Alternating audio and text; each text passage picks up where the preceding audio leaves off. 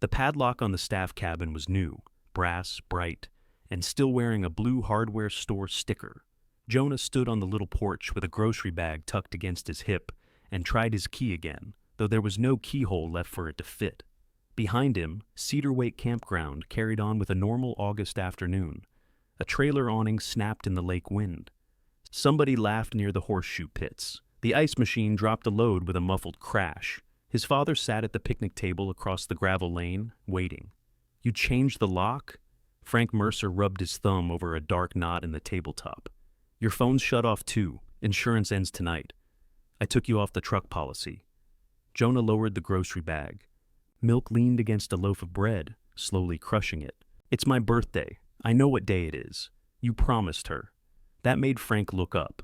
7 months earlier, in the back bedroom of the house, Lila Mercer had made him promise not to drive Jonah away from Cedar Wake, simply because he reminded Frank of her. Frank had held her thin hand between both of his and said, "I won't. You have my word." Now he said, "A home is something a man earns." At 21 years old, with $43 in his wallet and nowhere else to sleep, Jonah watched his father slide a black duffel bag out from beneath the picnic table. It was already packed. The bag held 3 t-shirts, 2 pairs of jeans, his work boots, a shaving kit, and the gray sweatshirt his mother had bought him the previous Christmas. Frank had folded everything. That was the part Jonah remembered most clearly years later. Not the yelling that came after, not the campground guests pretending not to look, but the careful square of that sweatshirt. His father had taken time with it. "You went through my things. I packed what you'll need. You don't know what I need. You need to report to that apprenticeship Monday morning. I told them no, and I told you what would happen." Jonah set the groceries on the porch. The north bathhouse still backs up when all 6 showers run. Ray quit. "Sheila can't cover the office and clean cabins. Labor Day's in 2 weeks. Not your problem anymore. It becomes your problem the second I leave." Frank's mouth tightened. He had lost weight since Lila died, but grief sat badly on him. It had sharpened his cheeks without softening anything else. "You think this place can't run without you because you've spent too long letting it make you feel important." Jonah glanced toward the lake. Cabin 7 stood beyond the office under 3 white pines, its curtains closed. Nobody had rented it since Lila's last summer. "You haven't been inside the laundry room in a month," Jonah said. "You don't know the change machine's broken. Then I'll call somebody." "You had somebody." Frank stood. He was taller than Jonah by an inch and still wore the brown Cedar Wake polo, as if the shirt settled which one of them belonged there. "What do you want me to say? That your mother dying means you never have to move? That I'm supposed to watch you turn into a 40-year-old man patching screen doors for campsites? 40's a ways off." It was the wrong joke. Jonah knew it when he said it. Frank's face changed, not much, but enough. The accounts closed too. Jonah stopped breathing for a moment. "What account?" "The savings account. Your camp wages. You said you were putting half my pay in there. You ate here, you lived here, you drove my truck. It covered expenses. I worked 11 summers. And nobody charged you rent." Jonah looked past him at the office. Sheila Douglas was standing behind the screen door, with a spray bottle in one hand. When Jonah met her eyes, she stepped back into the dimness. He lowered his voice. "Mom knew about that account. Don't. She said it would get me through the first year if I ever wanted my own place. Do not use her to win an argument with me. I'm not the one breaking my word to her." Frank grabbed the duffel bag and thrust it toward him. Jonah did not take it, so it dropped between them, stirring dust. For one wild second, Jonah imagined picking up the bag and hurling it through the office window. He imagined the beautiful sound the glass would make. Instead, he picked up the milk before it could warm. "Where am I supposed to go?" Frank looked toward the road. It was such a small movement that anyone else might have missed it. Jonah didn't. By sunset, he had fastened the duffel to the back of his mother's old bicycle and pedaled 9 miles to a roadside motel that wanted $70 for a room. He sat on the curb outside and called Beth from the payphone by the vending machines. She answered on the 6th ring. "Dad said you'd call? Did he tell you he locked me out? He said you refused the apprenticeship. Those are separate sentences." She sighed. Beth always sighed before saying something she wanted to sound reasonable. "Jonah, you knew he was serious. Can I stay at your place tonight?" Silence hummed over the line. In the motel office, a television audience applauded something Jonah couldn't hear. "Cal's here," she said. "We're trying to calm Dad down. I'm not asking you to calm him down. You and Cal get into it every time. I won't talk to Cal. I'll sleep on the floor. Another silence, shorter this time. I think if I let you stay, it'll make everything worse. For who? Don't do that. Do what? Make me choose. The phone required another quarter. Jonah had one left, and the coin was already warm in his palm. Okay, he said. Call Dad in the morning, when everybody's had a chance to breathe. Okay. You know he loves you. The line clicked off before Jonah had to answer. He spent that night in a campground after all, 3 miles farther down the highway, sleeping under a picnic shelter while rain ticked on the metal roof. At dawn, the manager found him sweeping water away from the electrical outlets with a push broom. The man stared at Jonah's bicycle, the duffel, and the neat pile of wet clothes draped over a bench. You camp here last night? Not very successfully, the manager grunted. You know anything about busted toilets? Jonah looked toward the bathhouse. More than I want to. That was how the next 8 years began. They carried him through a state park near Alpena, a lodge outside Traverse City, an apartment complex where the boiler failed every February, and a string of rented rooms with walls thin enough to follow strangers' arguments. He learned to repair commercial washers, patch rubber roofs, and sleep through the sound of pipes knocking. Every new supervisor called him dependable. Every landlord wanted the rent on the first. He did not call Frank the next morning. Frank did not call him either. The lawyer's office smelled like lemon furniture polish and old carpet. Jonah sat at one end of a long table, wearing the only jacket he owned. It pinched beneath his arms. Cal sat across from him in a navy suit, tapping one polished shoe beneath his chair. Beth had placed her purse in the empty seat beside her, perhaps by accident, though it meant Jonah could not sit there. 8 years had changed them in unfairly ordinary ways. Cal's hair had thinned at the temples. Beth wore reading glasses on a chain and had developed the same vertical line between her eyebrows their mother used to get when balancing a checkbook. Jonah had imagined this reunion often enough to be embarrassed by how little happened when it arrived. Beth hugged him in the parking lot. Cal shook his hand. Neither mentioned the funeral Jonah had attended from the back pew 3 days earlier. The attorney, a tired woman named Denise Harper, slid copies of Frank's will across the table. She explained the distributions in a voice meant to survive other people's disasters. The family house and most of the remaining savings went to Beth, who had cared for Frank during his illness. Cal inherited Mercer Outdoor Supply, including the building and inventory. There were personal items listed separately, mostly tools, fishing gear, and Lila's dining set. Jonah listened without surprise. He had come because Denise had called him 4 times, and finally left a message at the apartment complex where he worked. She had said his presence was necessary.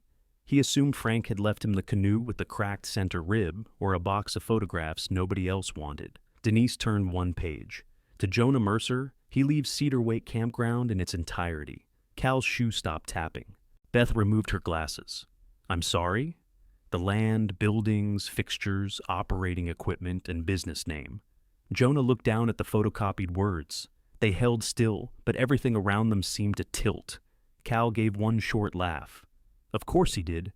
Denise continued. There is no mortgage on the real property. Jonah almost laughed too. There it was, the trick behind the trick. Land by a northern Michigan lake sounded valuable until someone saw the bathhouse plumbing or counted the cabins listing toward the swampy end of the property. What condition is it in? He asked. Cal leaned back. You wanted it. Beth shot him a look. Not now? When would you prefer? I haven't wanted anything from him in 8 years, Jonah said. Cal's gaze landed on Jonah's jacket, then his scarred hands. Seems like he remembered differently. Denise cleared her throat. There are operating obligations you should review before making decisions. Cedar Wake accepted deposits for the upcoming season. How much? I don't have the complete figure. The campground's manager has the books. Manager? Jonah said. Beth rubbed beneath one eye. May. She's been trying to keep it going. Jonah knew no May. Denise placed a ring of keys on the table. A yellow plastic tag read, Office. A smaller brass key had Cabin stamped into it by hand. The keys made a blunt little sound against the wood. Nobody reached for them. Cal stood first when the meeting ended. If you're smart, you'll sell before you find out what it costs to own a free campground. Cal, Beth warned. What? He should know. Jonah put the keys in his pocket. They dragged the jacket crooked. Outside, late April rain silvered the parking lot. Beth followed him beneath the awning while Cal crossed to his truck. Dad thought he was doing something meaningful, she said. Did he tell you that? He didn't talk about the will. Then how do you know? Her face closed slightly. Because I was there, Jonah. He knew what she meant. She had taken Frank to appointments. She had emptied medication bottles and changed sheets and answered calls at 2 a.m. Jonah had not. I heard it was quick, he said. 5 months isn't quick when you're in the room. He looked out at the rain. Beth tucked her glasses into her purse. I'm not trying to fight with you. I'm telling you Cedar Wake was bad at the end. He kept pouring money into it. From where? The store, I think. Cal knows more. I'm sure Cal will be eager to explain. He's angry. He inherited a business. He worked there for 15 years. Jonah looked at her then. I worked at Cedar Wake for 11. You were 21. I was still working. Beth's lips parted, but whatever she might have said stayed behind them. Jonah drove north that afternoon in the apartment complex's maintenance van with his supervisor's permission and a warning to have it back by Monday. Rain followed him past bare orchards and shuttered roadside stands. When the Cedar Wake sign appeared, he nearly drove by. The green paint had faded to gray. One of the carved pine trees had split down the middle. He turned in. The campground road was soft with thawing mud. Dead leaves clogged the drainage ditches. A blue tarp covered half the office roof, snapping hard enough to sound like a flag. Beyond the trees, the lake was the color of brushed steel. A woman in red rubber boots came out of the office before Jonah had shut off the engine. She wore a man's canvas coat with a torn pocket and carried a clipboard under one arm. You're Jonah. It was not a question. He stepped down from the van. May? 8 years late, but yes. She looked him over without curiosity, as if checking whether a replacement part matched the order.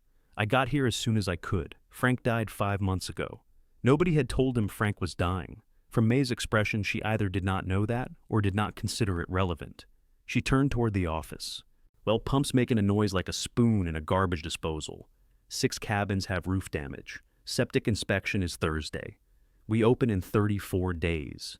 We? May stopped at the screen door. Inside, the telephone began ringing. She held Jonah's gaze while it rang a second time, then a third. That, she said, is probably somebody who gave your father money.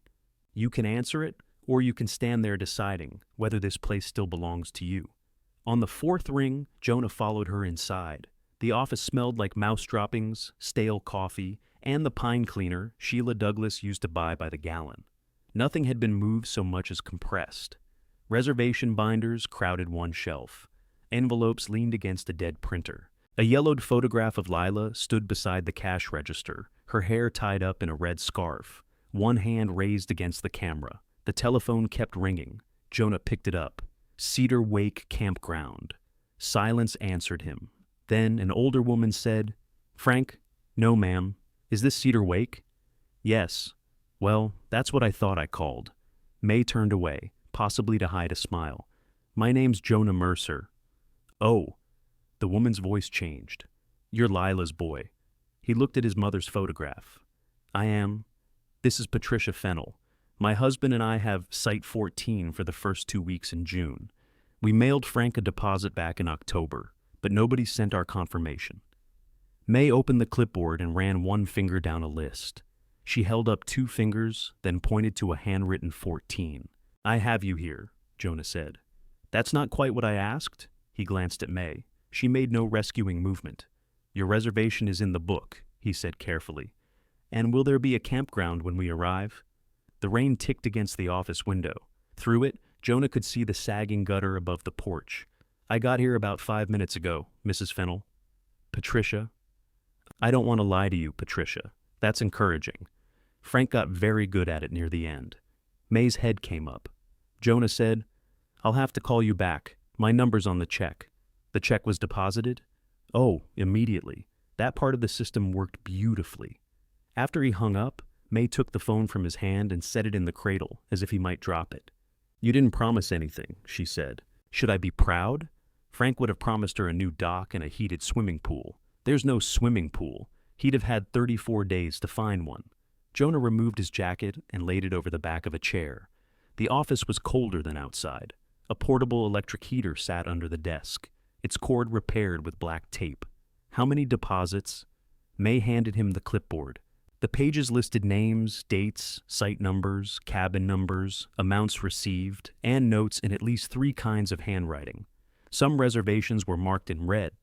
Others had check marks, stars, or the word call written beside them. Jonah counted until the names blurred. 87? Reservations, not people. Some are couples, some are groups. How much money? 18,640 in deposits. He lowered the clipboard. And where is it? The operating account has $2,913 and change. And change, Jonah repeated. We respect every asset. What did he spend it on? Taxes, winter heat, 2 insurance payments, a septic repair that didn't hold. Part of what he owed me. Part?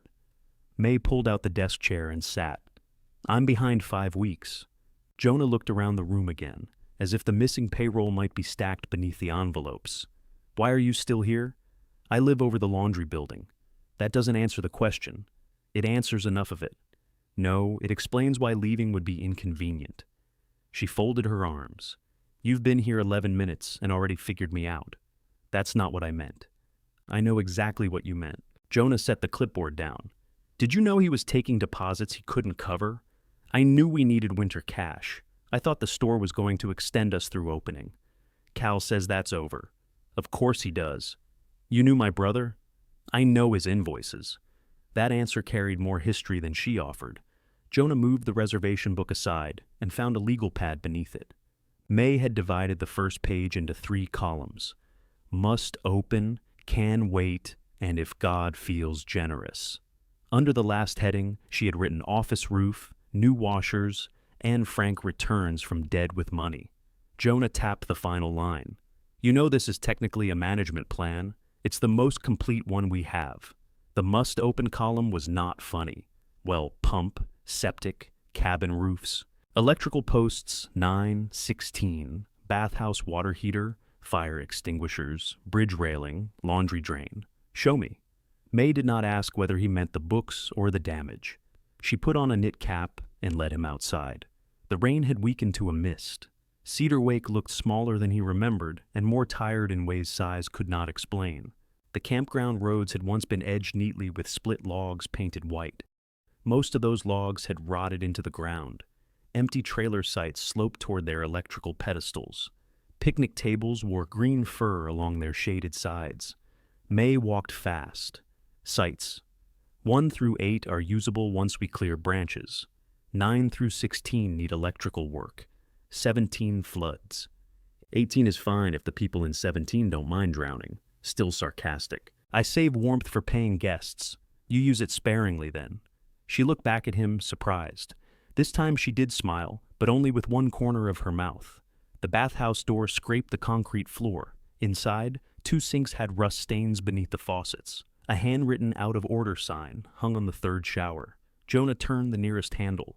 The pipe shuddered before a thin stream appeared. That's not the garbage disposal noise. Wait.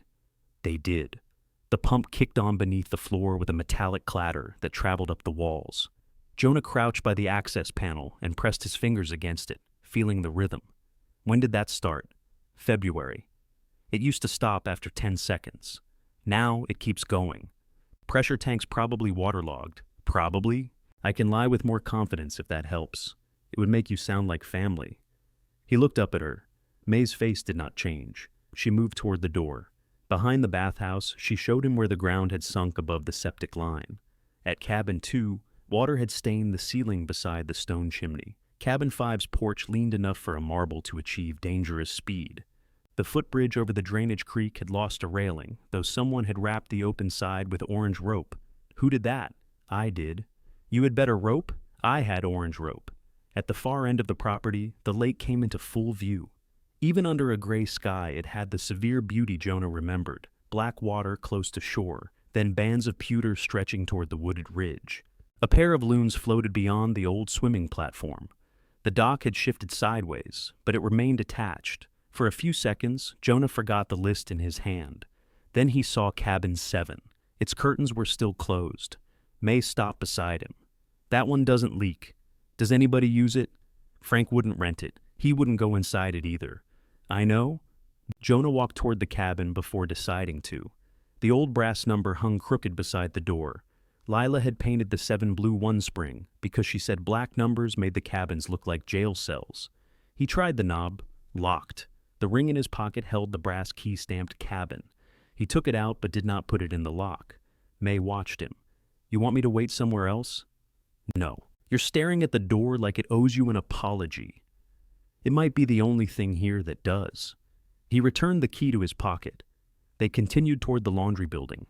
May's apartment occupied the upper floor, reached by an outside staircase with flower pots lined along the railing. The pots held wet soil and nothing else. Beneath them, 2 commercial washers stood idle behind a window. You actually live here year-round? Jonah asked. 4 years. Frank hired you? He hired me to run the office 3 days a week. Then Sheila retired. Then the cleaning company quit. Then Frank got sick. Jonah stopped. What did he tell you about me? Nothing useful? That isn't an answer. He said you left because you didn't want the responsibility. A crow called from somewhere above the cabins. Jonah folded May's list along an existing crease. And you believed him. I had no reason not to. Did you ever ask why the son who hated responsibility had repaired half the things on this property? I didn't know you had. Who did you think fixed all this? May looked at the leaning porch behind him. Based on current evidence, nobody. He laughed before he could stop himself. The sound felt wrong at Cedar Wake, then strangely familiar. Lila used to make him laugh when he was angry because she said fury needed ventilation. May studied him with an expression less certain than before. You really worked here.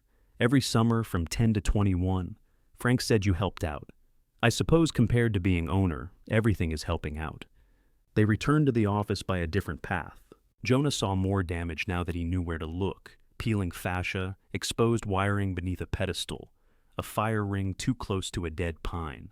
He also saw what had survived. May had stacked cut firewood beneath a tarp. The picnic tables were upright. Site numbers had been repainted. A row of life jackets hung clean and dry inside the recreation shed. Someone had worked all winter under the assumption there would be a summer. Back in the office, Jonah removed the jacket from the chair. May noticed. Leaving already? I need to look at the bank statements, payroll, bookings, and whatever Frank used for expenses. He used that desk. I meant a system. I know what you meant. Then why do you keep answering the worse version? Experience. She pulled open the bottom file drawer with both hands. It stuck halfway, then released with a screech. Inside were folders, envelopes, receipts, and 3 spiral notebooks swollen from damp. Jonah stared at them. May said, "If you want to close, tell me now. I got here today. You don't need to inspect every roof to decide you don't want this. That's not the only decision. It's the one that determines whether I spend the weekend calling 87 reservations or trying to save the well pump." He checked the time. The maintenance van had to be back Monday morning. His supervisor had given him the weekend, not a new life. "How much have you put in?" he asked. May's shoulders stiffened. "Your money," Jonah said. "You said the campground owes you wages. Did you pay for anything else?" $611.38. "You have receipts?" "Most of them. I'll need all of them." She gave a soft, disbelieving breath. "You think I stole from him? I think if this place closes, you should be repaid before Cal finds a reason every loose screwdriver belongs to the store." That surprised her enough to erase her anger.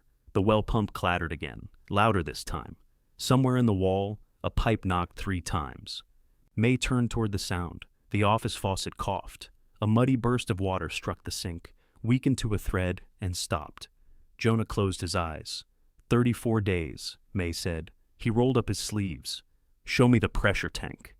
May led him through the laundry room and down 3 concrete steps into a pump room, barely wide enough for both of them. The air smelled of iron and wet cement. A blue pressure tank stood against the wall, with rust blooming around its base. Pipes ran overhead in an arrangement that suggested each repair had been designed to punish the next person. Jonah crouched beside the pressure switch. "Breaker?" he asked. May reached past him and flipped it off. "You know which one?" "I'm not decorative. I didn't say you were." "You look surprised." "I'm trying to decide whether that coat came with electrical training." She looked down at Frank's canvas coat as if she had forgotten she was wearing it. It came with a broken zipper. Jonah opened the drain valve. Water spat across his boot. May moved back. "Good news? Depends how thirsty you are." He found the air valve on top of the tank and pressed it with the tip of his screwdriver. Water bubbled out instead of air. "The bladder's gone," he said. "Can you fix it?" "Not permanently." "Can you fix it for 34 days?" "No." 33? He looked up. "You're going to be fun to disappoint." "I've had practice." The tank should have held a cushion of compressed air to maintain water pressure. Instead, it was full, forcing the pump to start every time someone opened a faucet. The repeated cycling had been slowly cooking the motor. If they kept running it, Cedar Wake would lose the tank and the pump. Jonah attached a hose to the drain and fed it through the doorway. The valve groaned when he opened it fully, releasing brown water into the gravel outside. This could take a while. May sat on an overturned bucket. "I have no plans. You live upstairs." "I said I have no plans." When the tank was empty, Jonah used the campground's air compressor to recharge it enough for temporary service. May held a flashlight while he adjusted the pressure switch. She knew where every wrench was kept and which extension cord had a bad socket. When he asked for pipe tape, she handed it to him before he finished the sentence. "You've done this with Frank?" he asked. "Mostly I watched him swear at it. He did like a traditional method. He also hit the switch with a hammer. That's advanced." By the time Jonah restored power, the rain had stopped. The pump started with a heavy hum, built pressure, and shut off cleanly. They stood listening to the silence that followed. May checked her watch. "How long?" "Could last a week." "Could fail while I'm saying the word week." "Can I wash my hair?" "If you do it fast." "I'll put that in the brochure." Upstairs, the office faucet ran rusty for several seconds, then cleared. May filled 2 paper cups and handed one to Jonah. He drank. The water tasted faintly metallic and exactly like Cedar Wake. "A replacement tank that size is around $1,200, he said. "More if the fittings don't cooperate." "They won't." "Pump motor's been abused. I need to test it under load." "How much?" "If the motor goes 2, 2,500, maybe 3. May drank from her cup without reacting. "Put it under must open. It's already there. Underline it." Jonah returned to Frank's desk and found a red pen. The fact that he obeyed her annoyed him. They worked until the windows went black. May spread bank statements across the counter while Jonah sorted receipts into piles. Frank's system was less a system than a series of decisions preserved on paper. Utility bills were folded inside reservation envelopes.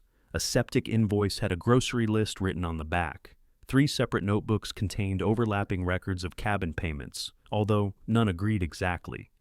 Every time Jonah thought he had found waste, the expense turned ordinary: propane, gravel, liability insurance, a repair to the commercial dryer. Frank had not drained Cedar Wake to enrich himself. He had spent money the campground did not yet have on bills it already owed. "That's worse," Jonah said. May looked up from the calculator. "Why?" "Because you can fire a thief. You can fire a dead man, too. It just lacks satisfaction." "How did you let it get like this?" Her chair rolled backward an inch. Jonah heard the accusation after it was already loose. "I mean the records. I know what you meant. You were the manager. I became the manager while Frank was missing appointments and forgetting whether he'd paid the electric bill. Before that, I answered phones and unclogged campsite grills. You could have stopped taking reservations. And paid the heat with, what? I don't know." "No, you don't." She stood and carried the calculator to the counter.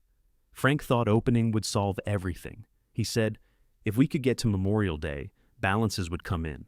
It worked the year before. Barely. It still worked. And this year he died."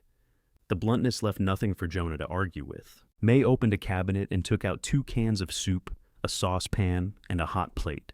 Apparently the office had been functioning as a second apartment.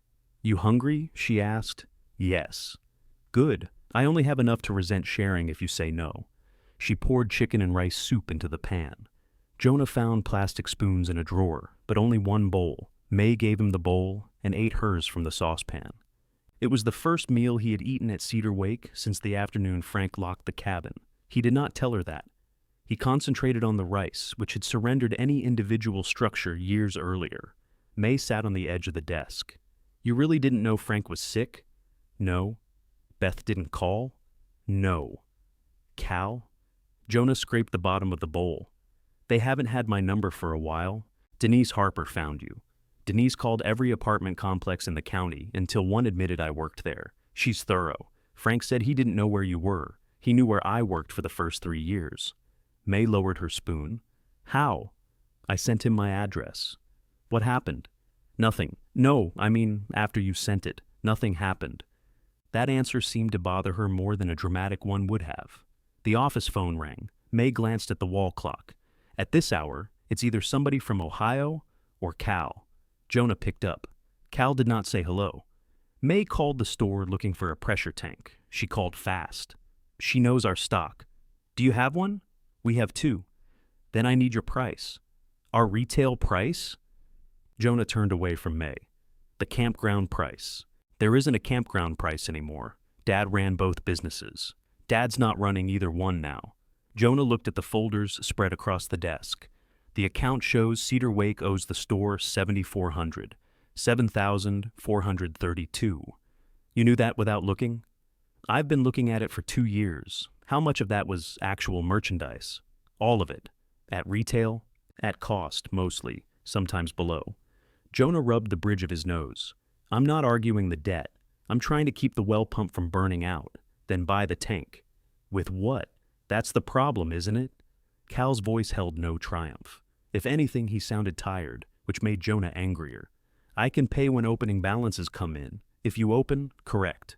And if you don't, I've handed over another $1,200 in inventory to a business that can't repay the $7,000 it already owes me. You inherited the debt with the store. I inherited a store that supported the campground for years. Dad kept saying Cedar Wake would pay us back after summer. Summer came. Somehow, Cedar Wake always needed the next summer. Jonah had no answer because the bank statement suggested Cal was telling the truth.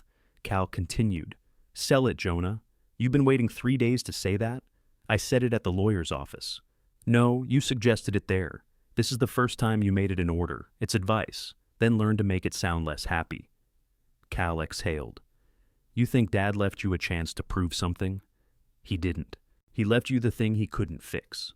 The line went quiet. Jonah looked at Lila's photograph beside the cash register. Anything else? He asked. If you come to the store, I'll sell you the tank at cost. Payment when you take it. That's as far as I can go. It was more than Jonah expected and less than Cedar Wake needed. Send me the model numbers. May knows them. Cal hung up. May stirred what remained of her soup. He say no? He said cash. So, no. Jonah pulled a clean sheet from the legal pad and wrote available funds at the top. Beneath it, he listed the operating balance, upcoming utility payments, payroll owed to May, deposits already spent, and the estimated cost of opening only the safest section of the campground. The numbers did not improve because he arranged them neatly. How much comes in if the existing reservations pay their balances? He asked. Just over $22,000 by the end of June.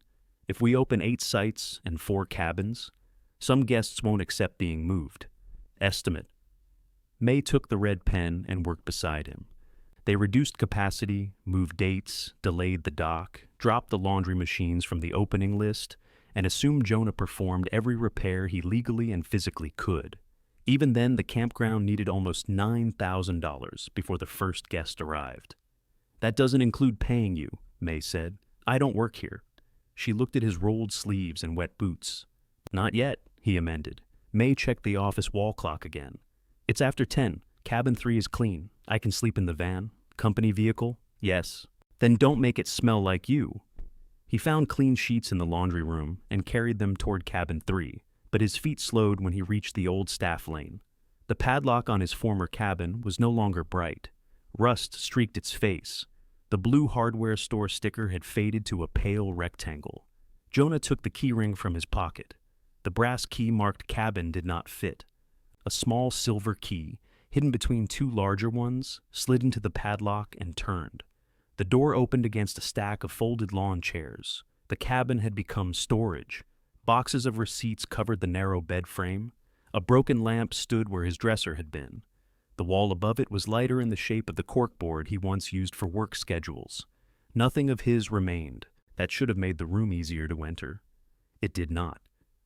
Jonah closed the door and locked it again. When he returned to the office, May had gone upstairs. She had left the calculator, the red pen, and a note on the desk. Don't run the faucets overnight. Jonah sat in Frank's chair.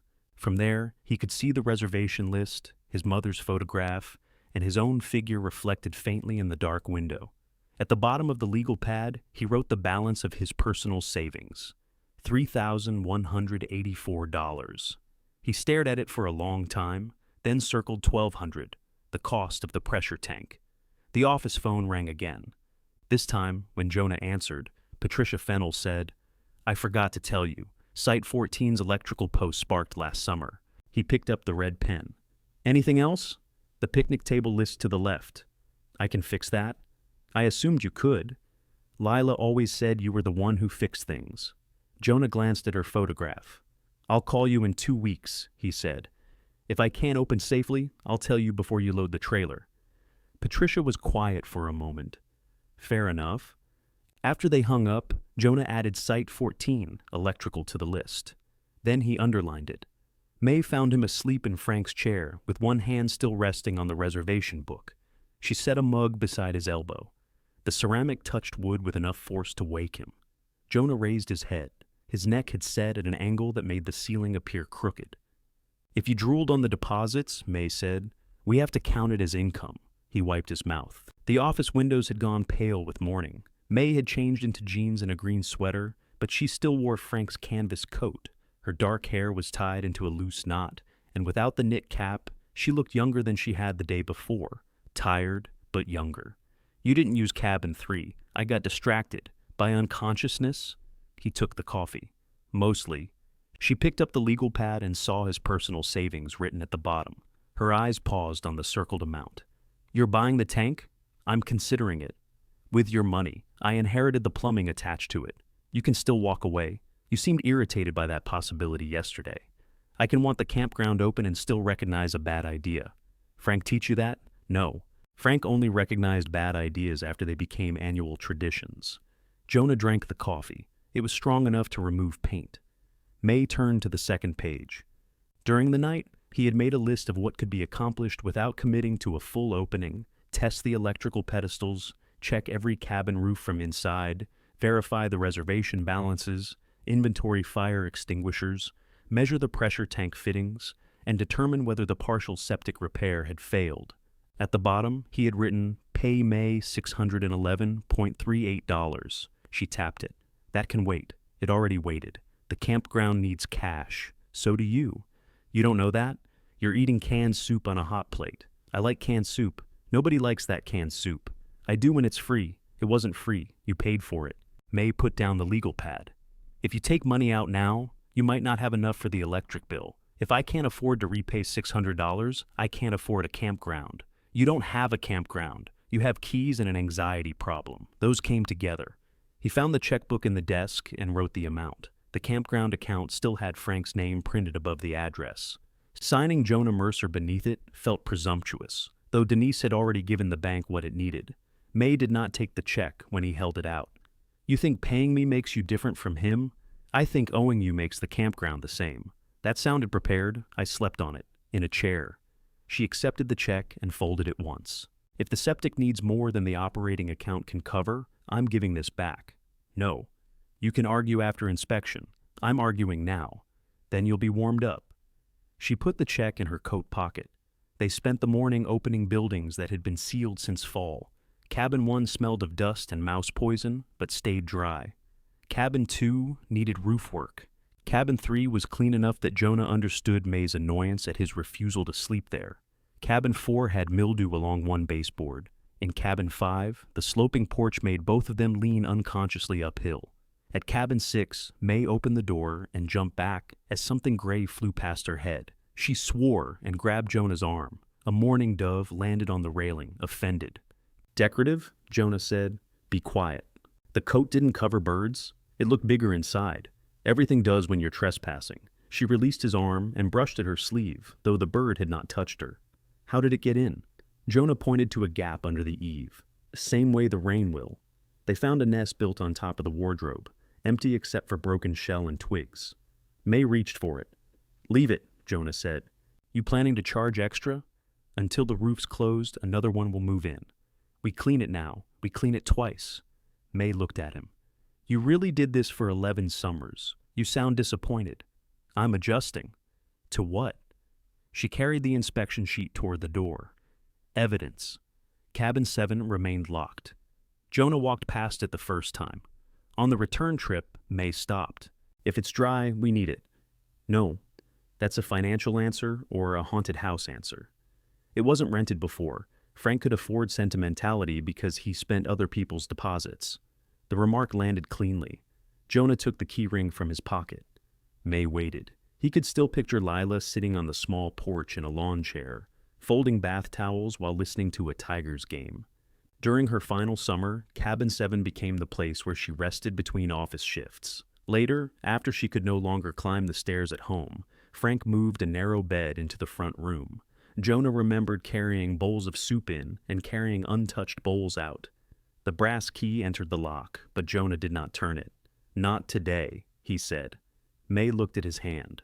"We have 33 more." He pulled out the key. She did not push again. By late afternoon, their list had grown, but so had the portion Jonah crossed off. The fire extinguishers needed servicing, not replacing. Most cabin leaks came from loose flashing he could repair. Sites 1 through 8 tested safely. Site 14 had a burned connection inside its electrical pedestal, ugly but contained. Patricia Fennell had been right. The campground did not need to become good in 33 days. It needed to become honest. Jonah was less certain whether that was cheaper. May left before dark to deposit her reimbursement check at the grocery store's service counter. Jonah sat on the office steps with the calculator and estimated opening revenue again.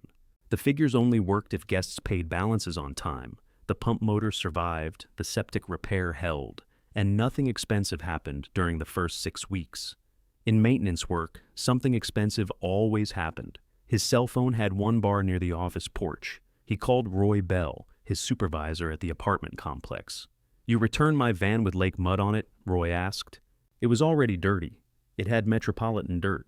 That vehicle's sophisticated." Jonah watched wind stir the pines around Cabin 7. "I need some time. You having trouble with the estate?" "That depends what you call trouble. Anything involving relatives indoors?" Jonah smiled despite himself. Roy was 63, broad as a refrigerator, and believed every problem could be sorted into plumbing, electrical, or family. He refused to work on the third category. "I inherited the campground," Jonah said. "I thought you said your father hated you." "I may have inherited it sarcastically." Roy was quiet. "You planning to keep it?" "I don't know. I need to find out if it can open." "How long? 5 weeks?" "No." 4? "I can give you 9 vacation days. After that, management posts the position. I don't need the pay." "That wasn't generosity, Jonah. You have 9 days saved." Jonah pressed his thumb into a soft place on the porch rail. Roy's voice gentled. "You got rent due next week?" "Yes." "You got health insurance through us?" "Yes." "You got another job waiting up there?" "No." "And you're asking me if you can leave all 3 for a campground you haven't seen in 8 years. When you say it like that, I hear the issue. I'm not trying to make the choice for you. Everybody says that right before they make it. Then here's my choice. Van comes back Monday. You take your 9 days. On the 10th day, I post the job, unless you're standing in the boiler room complaining about tenants flushing washcloths. That's fair. Fair's not the same as good. It's more than I expected. Your expectations are another category I don't work on." After the call, Jonah stayed on the porch until the mosquitoes found him. He had 9 paid days and $3,184. Cedar Wake had 33 days and 87 reservations it could not presently honor. The numbers were not asking him to be brave. They were asking him to be foolish with precision. He drove the maintenance van back Monday morning, returned the keys to Roy, and collected his own truck from the apartment parking lot. The Ford was old enough to have a cassette player and rust above both rear wheels. He packed clothes, tools, bedding, and the food from his kitchen cupboards. He gave his landlord notice that he might be out by the end of the month. "Might?" the landlord said.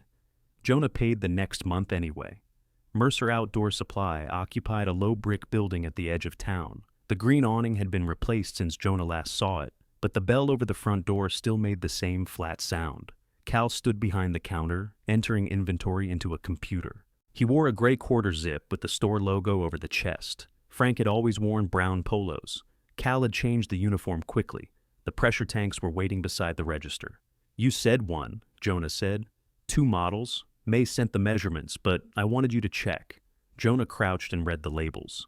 Larger one, $11.86 it cost. Loaded. Cal did not move. You're using your own money? That seems to be everybody's favorite sentence. It should bother you. It does. Then sell. Jonah stood. You keep saying that like there's a buyer standing in the parking lot. There would be buyers. For the business? For the property? I inherited a campground. You inherited land with a campground sitting on it. Jonah took out his wallet. That distinction may help you. It doesn't help me. Cal rested both hands on the counter. Dad kept using personal money to rescue Cedar Wake. Then he used store money. You're doing the same thing on your second day. My third? That's your objection? My objection is you pretending you're warning me out of concern. Cal's jaw shifted. I covered deliveries when Dad couldn't pay. I let his balance sit while suppliers expected mine on time. I lied to my own employees about why we weren't replacing equipment. Don't tell me I wanted Cedar Wake to fail. You just wanted it to fail after it stopped costing you. I wanted Dad to admit it was failing. The bell over the door sounded. Beth entered carrying a cardboard box labeled dining room. She stopped when she saw Jonah. I thought you went back, she said. I did. Cal looked between them. He's opening the campground. I'm buying a pressure tank. Beth's face brightened with something too close to relief. Dad would be glad. Jonah's hand tightened around his wallet. Then, it's a shame he couldn't wait 3 days to die. Beth recoiled. The sentence hung over the counter, crueler than he had intended, and too late to retrieve. Cal turned away and began cutting plastic straps from the tank. Jonah paid $1,186.14. Cal loaded the tank into the Ford without speaking. Beth stood by the store door, hugging the cardboard box against her chest. As Jonah climbed into his truck, she said, "He did wait." Jonah looked at her. "For you," Beth said. "Whether you believe it or not." She went inside before he could ask what that meant. The pressure tank shifted at every curve on the drive to Cedar Wake. Jonah heard Beth's words each time the straps creaked. May was standing beside the pump room when he arrived. She looked at the tank, then at the belongings packed in his truck bed. "Did you decide?" Jonah shut off the engine. "One summer," he said. 8 sites, 4 cabins, nothing we can't make safe, and no promises past Labor Day. May nodded toward the campground behind him. "That's still a promise." "I know." She opened the tailgate. "Then let's try not to break it." The tank weighed nearly 200 pounds and had no useful place to grip it. Jonah and May lowered it from the truck with a pair of ratchet straps, moving 6 inches at a time. "Your end's dropping," May said. "My end is the heavier end. It's round." "There is no heavier end. There is when you're standing uphill. The ground is level, then you're naturally shorter over there." May stared at him across the blue metal curve. "I could let go." "You could. Then we'd have a flat tank and 2 empty bank accounts." They reached the pump room doorway without crushing any fingers. Getting the old tank out was harder. Its rusted fittings resisted the pipe wrench, and the drain valve held 2 gallons of water after appearing empty. Both gallons found Jonah's left boot. May sat on the concrete steps and laughed. It was the first unguarded sound he had heard from her. Her head tipped back, one hand gripping the doorframe, while Jonah stood with water running out of his pant leg. "Helpful," he said. "I'm morale." "You're doing tremendous work." She laughed harder. He carried the old tank outside and left it on the gravel like a dead appliance. By late afternoon, the replacement stood plumb against the wall, fresh fittings shining against the old pipes. Jonah wired the pressure switch, restored power, and watched the gauge rise. The pump clicked off. He opened the laundry room sink. Water ran clear and steady. The pressure dropped slowly, the way it should, before the pump started again. May leaned against a washer. "That's a much better sound." "What sound?" "Exactly." Jonah ran water in the bathhouse, the office, and the farthest cabin. The new tank held. The pump motor ran hotter than he liked, but did not make the clattering noise. When he returned to the office, May had changed the number at the top of her list. 32 days, he said. 31 and a half. You can't count the half. Till Memorial Day. He found his bedding in the truck. May pointed toward the guest lane. Cabin 3. "We need to rent it. Not tonight. If I sleep there tonight, I'll start treating it like mine. You own it. That isn't the same thing." She watched him carry the bedding toward the maintenance shed. The shed was a long cinder-block building behind the recreation hall, half workshop and half storage. It had a utility sink, a dented refrigerator, and a narrow room Frank once used for inventory. Jonah cleared boxes from the floor and discovered a folding cot with one cracked slat. "You're sleeping next to gasoline cans," May said from the doorway. "I'll move those." "The paint thinner?" "That too." "The family of spiders?" "They were here first." May folded her arms. "There are 7 cabins. 6. Her gaze moved through the trees toward cabin 7. "Fine," she said. 6. And you've chosen the shed. Cabins produce money, so does sleep. Not in my experience." He expected her to argue again. Instead, she crossed to the cot, pressed down on the canvas, and removed the cracked slat. She returned 10 minutes later with a sound one from a broken lounge chair. "Morale?" he asked. "Liability."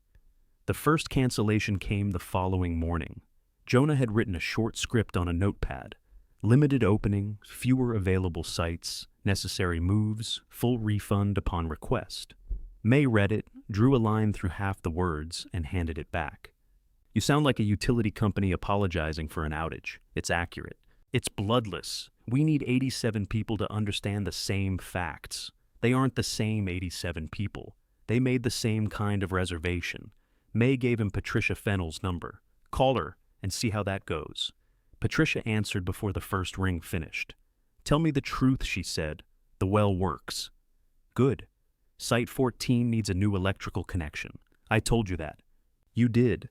Frank plugged our trailer into Site 13 with an extension cord. He shouldn't have. He said it was fine. It wasn't. Patricia made a pleased little sound, as if Jonah had passed a test. "When will 14 be ready?" "We're reopening fewer sites. I can move you to 4. 4 is across from the dumpster. The dumpster will be moved." "Where?" Jonah looked at May. She mouthed, "Maintenance lane, behind the maintenance shed." "Will we still get the afternoon shade?" "Some. My husband naps. I can't adjust the sun. Frank always said he'd trim the maple. Frank said a lot of things." The line went quiet. Jonah closed his eyes. Then Patricia said, "He did." She accepted Site 4 on the condition that Jonah inspect the picnic table personally. 6 minutes later, another guest canceled 2 cabin nights and requested a $400 refund, because cabin 5 was the only one with a porch wide enough for her painting easel. "We can repair that porch," Jonah said after hanging up. "We can," May replied, "but not before she needs certainty." The third caller had already made other plans. The fourth agreed to move. The fifth wanted to know whether Frank's death meant the annual horseshoe tournament was canceled. Jonah covered the receiver. "We have an annual horseshoe tournament? We have 2 men named Ernie who throw horseshoes until one of them claims the other one cheated." He returned to the call. "The tournament remains under review." By lunch, they had confirmed 6 reservations, shifted 3, lost 4, and promised $870 in refunds. Jonah subtracted the amount from the operating balance. May watched him. "People will also pay balances later. They won't pay if we don't call. I know. You look like the calculator betrayed you personally. It has a tone." She took the next 3 calls. Her voice changed on the telephone. The dryness remained, but warmth moved underneath it. She remembered which guests liked the corner cabin and which couple needed a level trailer site because one of them used a cane. She did not make promises, yet people seemed less frightened after speaking with her. A man named Theo Bellman had booked 3 cabins and 2 campsites for a sober musicians weekend in June. May explained that Cedar Wake could only provide 2 cabins. "We can bring tents," Theo said. His voice was rough and cheerful. "Half our people claim tents are spiritually cleansing, and the other half, they've actually slept in tents," May laughed. "I can move you to September if you need all 3 cabins." There was a pause while Theo spoke to someone away from the phone. "September," he decided. "Same weekend if possible." "Frank let us use the recreation hall after quiet hours. Frank shouldn't have done that.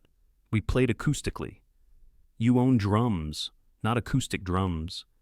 "You can have the hall until 11. We'll take it." After the call, May marked the reservation in green. "Why green?" Jonah asked. "Moved without refund." "You should label that. I know my system. If I'm supposed to read it, I'll make a key." Jonah stopped. "What?" May asked. "Nothing." "You made a face." "I'm not used to someone offering." Her expression softened for an instant. Then she reached for the next reservation card. "Don't turn it into a ceremony." The septic inspector arrived Thursday in a white truck with a cracked passenger side mirror. Earl Patterson had shoulders like a coat hanger and spoke directly to the ground. I told Frank this repair was temporary, he said, standing over the sunken line behind the bathhouse. How temporary? Jonah asked. Earl prodded the soil with a metal rod. Depends what you mean by told. I mean, with words. Then I told him, last August. May tucked both hands into Frank's coat pockets. Earl opened the access cover, ran water through the bathhouse, and watched the level. Jonah waited for a verdict while mosquitoes gathered around his ears. The tank's sound, Earl said. Line settled where they patched it. You can dig it up, reset the joint, pack it properly. Cost, if I do it, $1,700. If I dig, you still need me for the pump and final connection. $650, assuming you don't break anything expensive. When can you come back? Earl looked at the office calendar May had brought outside. Tuesday. Put us down. You paying this time? May's posture changed. Jonah said, Did Frank owe you? He paid eventually. That isn't what I asked. Earl looked at him for the first time. $480, May started. That was supposed to come out of... I didn't ask you, Jonah said. Her face cooled. He regretted the tone immediately, but kept his eyes on Earl. Add it to the $650. Tuesday, when the work is finished. Earl nodded once. Your mother used to send pie when the checks were late. I don't have pie. Checks are better. After the truck left, May walked toward the office. Jonah followed. What was that? She kept moving. An unpaid bill. You said the books were complete. I said we had books. You knew about Earl. I thought Frank settled it. He died 5 months ago. And I've been slightly occupied since. Jonah caught up beside the laundry building. I need every debt. You think I'm hiding them? I think you decide what matters and tell people afterward. May stopped so abruptly that he passed her. When he turned, she said, You have been owner for 6 days. 3 of those were at my other job. Exactly. I kept the pipes from freezing. I convinced the insurance company not to cancel us. I called guests after Frank died and told them the campground would still open because that was the only thing keeping money from flooding out faster than we could answer the phone. I sat beside him in the hospital while he tried to remember whether Site 18 had 50 amp service. So, yes, sometimes I decided what mattered. Jonah's anger went quiet. You were at the hospital? Beth couldn't always get away. Cal was running the store. And you? I was the manager. The word sounded smaller than the job she described. Jonah rubbed mud from his palm onto his jeans. You could have called me. I didn't have your number. Beth did. Beth said Frank didn't want. May stopped. Didn't want what? She looked toward the cabins. This isn't about the septic line. No. Then don't use me to finish a fight with him. Jonah said nothing. May went upstairs. Her door closed harder than necessary. He spent the afternoon digging. The soil behind the bathhouse was wet and dense, packed with stones that caught the shovel. Each time Jonah exposed another inch of pipe, he thought about May sitting beside Frank in a hospital room, where Jonah should have been invited and had not been wanted. Near sunset, a green sedan rolled through the campground gate and stopped beside the trench. A tall, older man stepped out wearing suspenders over a flannel shirt. He had a white beard, a silver thermos, and the annoyed confidence of someone returning to property he did not technically own. You Jonah? He called. Jonah leaned on the shovel. Depends. May said you might be difficult. She went upstairs 2 hours ago. Called me from up there. The man looked into the trench, then toward the empty sites. Warren Pike, he said. My 5th wheel's in your storage lot. Frank promised I could move on to Site 4 next Friday. Jonah stared at him. Warren unscrewed the thermos lid. You look like a man about to tell me no. Site 4 is taken. Warren poured coffee into the lid. Then, he said, You'd better find me another one. Jonah planted the shovel blade in the mud. Do you have anything in writing? Warren held the thermos lid beneath his beard. I have a receipt for the deposit. That proves you paid, not which site. Site 4 is written on it. Of course it is. Warren drank his coffee. Something wrong with 4? I moved Patricia Fennell there. You put Patty across from the dumpster? The dumpster's moving. Good. Her husband complains when trucks wake him. Jonah looked toward the office where May had apparently been calling reinforcements from her apartment. You know them? 18 years. Do you know everybody on the reservation list? Most of the ones worth knowing. A few of the others, too. Warren set his thermos on the hood of the sedan and came to the edge of the trench. He inspected the exposed pipe without leaning over. You're too far left. I'm following the line. Line jogs around that cedar root. The cedar is 30 feet away. Root doesn't know that. Jonah drove the shovel into the soil again. 4 inches down, it struck wood. Warren lifted his thermos and took another drink. You could have mentioned it earlier. I did. You were still becoming annoyed. May came down the outside stairs wearing the coat and a guarded expression. If she regretted their argument, she had not dressed for surrender. Warren, she called, you told me your move-in was the 20th. Next Friday is the 20th. May stopped beside Jonah and checked the calendar on her clipboard. Is it? He asked. It has been a difficult week. Warren produced a folded receipt from his wallet. Frank's handwriting covered the bottom. Site 4, May 20th, September 18th. Warren had paid a $500 deposit. Jonah handed it to May. Separate list? Seasonals are in the blue notebook. There's a blue notebook? Bottom drawer. We were in the bottom drawer. Other bottom drawer. The office had 2 filing cabinets. Jonah had assumed only one contained financial records. He stared at May. She raised a hand. I will add it to the key. Warren looked between them. You 2 married? No, they said together. Good. The campground can't afford a divorce. Jonah climbed out of the trench. Site 4 is promised twice. I can refund you or move you. To where? 8. 8 has no shade. 4 has Patricia. She doesn't arrive until June. I'm not moving you after 2 weeks. 14. Electrical pedestals burned. Warren scratched his beard. Show me. Site 14 sat on a small rise at the campground's western edge. It was one of Cedar Wake's better sites, broad enough for a large trailer, and angled toward the lake through a stand of maples. Patricia wanted it because of the afternoon shade. Warren wanted it because it was level and far from the recreation hall. Jonah opened the pedestal with the power disconnected. The insulation around one conductor had blackened. The receptacle needed replacement, and the enclosure had allowed water through a cracked gasket. Warren lowered himself onto the picnic table with a soft grunt. Could have burned hotter. That isn't comforting. Wasn't meant to be. You know electrical? 41 years. Retired from the city. May didn't mention that. She thinks it makes me useful. You aren't? I'm drinking coffee while you work. Jonah removed the damaged receptacle. If I repair this and it tests clean, will you take 14? Patty wanted 14. Patty accepted 4. Did she see it? She has stayed here 18 years. Then she knows it's across from the dumpster. The dumpster is moving. Warren smiled into the thermos lid. You keep saying that.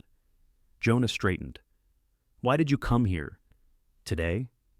In general, Eleanor liked the lake. Your wife? 37 years. She died 4 summers ago. I'm sorry. So am I. Warren did not look toward the water. He studied the open pedestal as if the burned wire required his full attention. Frank let me leave the trailer after she died, he said. Didn't charge storage the first winter. That was kind, sure was. The words held something else. Jonah waited. Warren rubbed a thumb over a dent in the thermos. Then he charged me twice the next spring because he forgot. That sounds more current.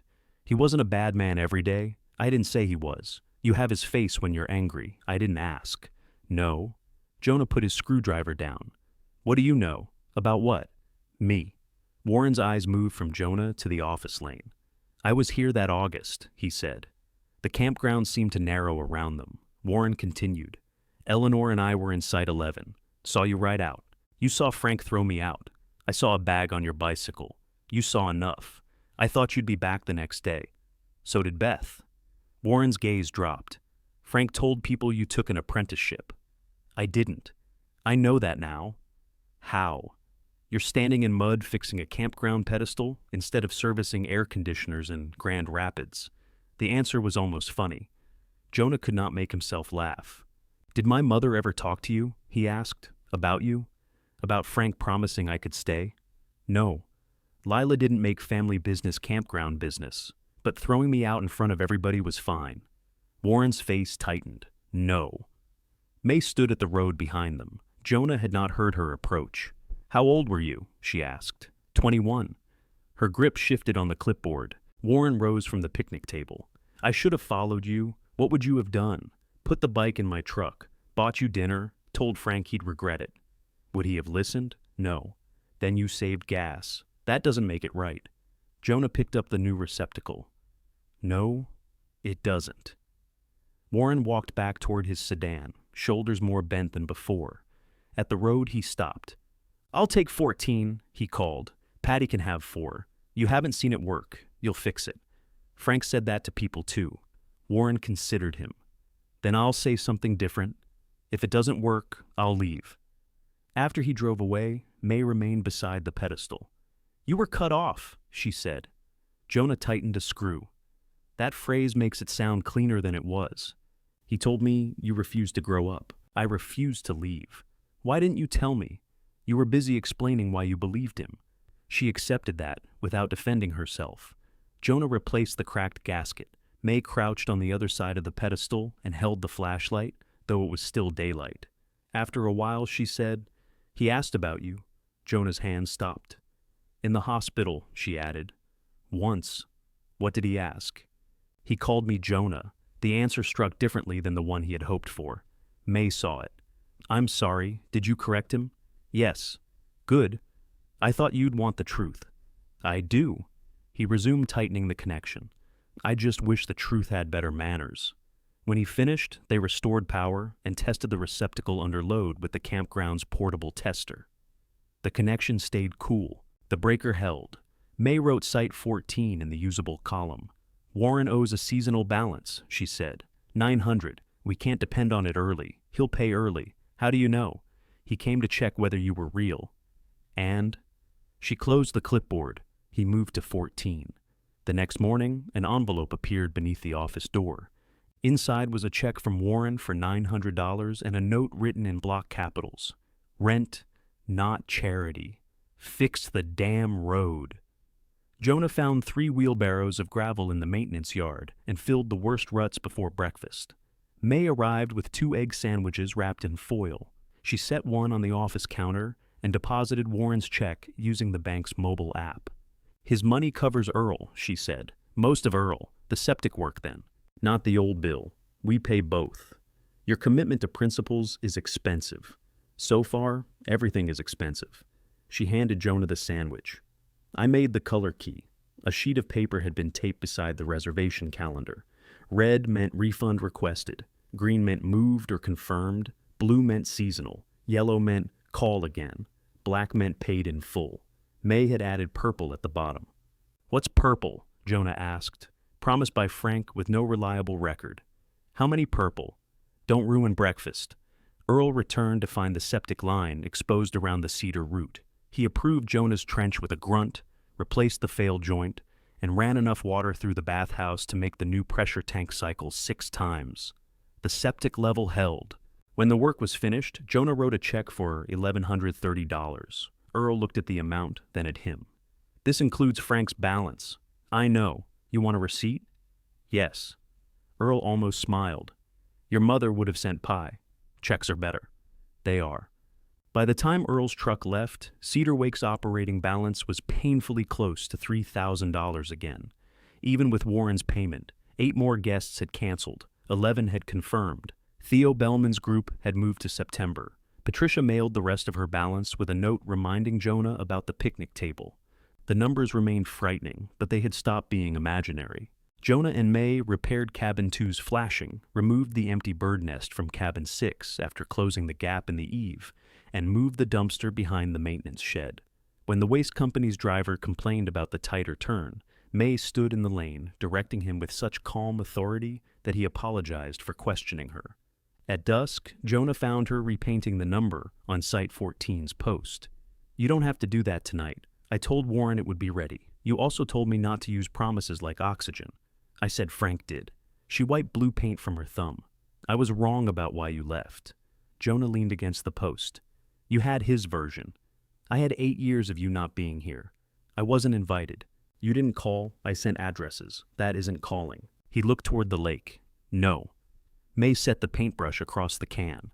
Neither of them apologized. Somehow, that made the silence easier. The office phone rang through the trees. May went inside and answered. Jonah remained by Site 14, listening to her voice drift through the open window. Yes, she said.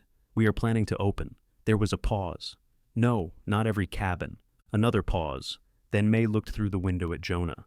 But the ones we open, she said, will be ready. The caller wanted cabin 5 because she had stayed there for 12 consecutive summers and believed continuity should count as structural support. The porch is still leaning, Jonah said.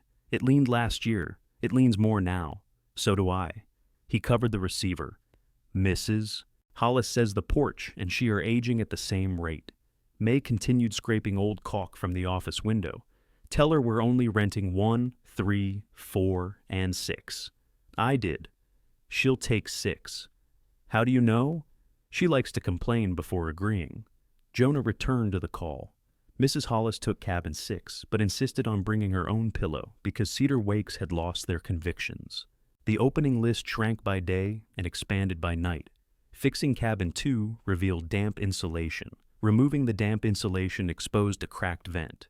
The recreation hall refrigerator worked until Jonah stocked it with bottled water, then warmed everything to room temperature without making a sound. He spent $700 on roofing materials, $260 on fire extinguisher service, and enough at the hardware store to know the cashier's schedule. None of it came from Mercer Outdoor Supply. His 9 vacation days ended while he was beneath cabin 4, replacing a length of rotted sill. Roy called at lunchtime. "You standing in my boiler room?" Roy asked. Jonah lay on his back in sandy dirt, holding the phone above his face. "Not currently, then I'm posting the job," I figured. "You have until 5 to change your mind." Above Jonah, May knocked twice on the floor to ask whether he needed anything. He knocked back once. "What's that?" Roy said. "Work, good work, necessary work. Those aren't always the same." Jonah watched an ant climb over the back of his hand. At the apartment complex, he knew what every week would require. Clogged drains, leaking faucets, complaints about the laundry room. The pay arrived every other Friday. The health insurance worked. His rented room did not flood. At Cedar Wake, 3 weeks of honest labor had mostly revealed additional labor. "You still there?" Roy asked. "Yes. I could tell management you had a death in the family." "I did. They'll give you another week. And after that, you'd have to decide again." Jonah slid his free hand beneath the new sill and checked its position. "I already did." Roy was quiet. "Bring back my socket set someday," he said. "I don't have your socket set. You've had it since February." Jonah pictured the red case under the seat of his truck. "I'll mail it. Too expensive. Keep the job, bring it yourself." "I'm sorry, I'm not. I'm irritated. Different category."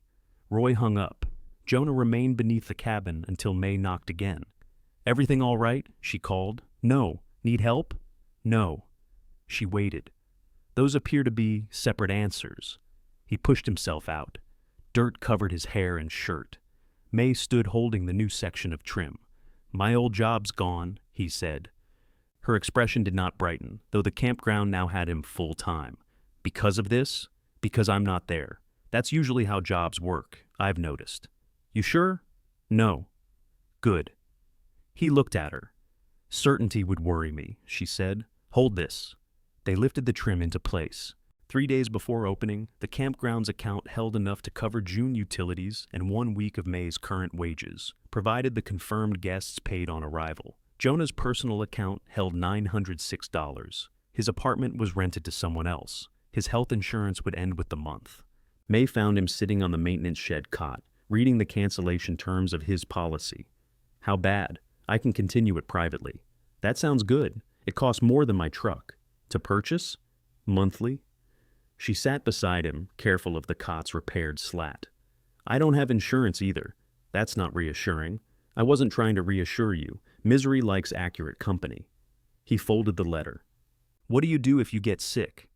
"I recover. That's not a plan." "Neither is living beside paint thinner, but here you are." She handed him an envelope. Inside was her reimbursement check, the same one he had written after arriving. "No, the campground needs it. It's your money, and I'm putting it in." "Why?" "Because I live here. Because if we don't open, I lose my job and apartment at the same time. Because you paid Earl before yourself, which was either decent or medically concerning." Jonah held the check out. May did not take it. "I'm not accepting charity," he said. Neither did Warren. Apparently no one here does. "You spent this money before I owned the place, and now I'm spending it again." You can't keep using wages to support the employer that owes them. Then don't make it a habit. She stood and left him with the check. Jonah did not redeposit it. He placed it in an envelope marked MAE and locked it in the office drawer. Opening morning arrived beneath a clean blue sky with the bathhouse hot water working, 8 campsites raked, 4 cabins aired, and the new dumpster location already attracting raccoons. At 8:15, Warren Pike's green sedan came through the gate. His fifth wheel followed behind a pickup driven by a man Jonah did not know. The trailer was older than some of the trees, with faded brown stripes and a dent near the rear ladder. "You said next Friday," Jonah called. Warren climbed out. "It is Friday. You said the 20th. It is the 20th. Jonah checked his phone. May, standing on the office porch, laughed. "Your calendar's still bad?" Warren asked her. "I'm adapting." They guided the fifth wheel into Site 14. Warren rejected Jonah's first 2 hand signals, followed the third, and parked the trailer perfectly level on his first attempt. "Pedestal works?" he asked. Tested twice. Warren plugged in, then pressed the back of his fingers against the receptacle while the trailer's air conditioner started. "Cool," he said. "You expected otherwise?" "I expect everyone to lie about electrical work until the breaker proves them wrong." He put 2 lawn chairs beneath the awning. One was blue, the other was yellow and more weathered. Jonah looked at it. "Eleanor's," Warren said. "She liked it here." "You keep it out?" "Some days." There was nothing sad in the way he said it. Or perhaps the sadness had been there long enough to stop performing. At 10:30, Patricia Fennell arrived with her husband Martin in a white pickup pulling a polished travel trailer. Patricia stepped out before the engine stopped. She wore sunglasses shaped like butterfly wings and carried a carpenter's level. "You brought your own?" Jonah asked. "I remember Frank's." Martin climbed out more slowly. "She doesn't trust bubbles that belong to other people." "Other people tilt them," Patricia said. She inspected Site 4, including the moved dumpster, the electrical post, and the picnic table Jonah had rebuilt. She placed her level across the table in both directions. "Well?" Jonah asked. Patricia frowned. "It's annoyingly good." Martin shook Jonah's hand. "Thank you." "For the table?" "For moving the dumpster." By afternoon, 7 of the 8 sites were occupied. Mrs. Hollis arrived via cabin 6 with 2 suitcases, a watercolor case, and her own pillow sealed in a plastic bag. She inspected the repaired eave, found no bird, and seemed disappointed. 2 traveling nurses checked into cabin 3 between assignments. A retired machinist and his partner took Site 7 and immediately began arguing pleasantly over the correct angle for their awning. 3 women in their 60s arrived for cabin 1, with coolers, folding chairs, and enough food to wait out a blizzard. Nobody complained about limited access to the dock. They complained about everything else. The office screen door slammed. The bathroom hand dryers were too loud. The firewood bundles were too small.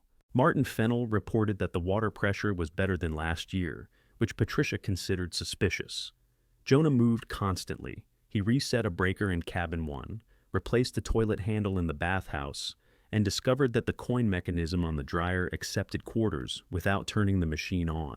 May handled check-ins, collected balances, issued receipts, and redirected every complicated question toward Jonah with visible pleasure. At 6, the new pressure tank began short-cycling. Jonah ran to the pump room, found a leaking fitting he had installed, and tightened it while water sprayed his chest.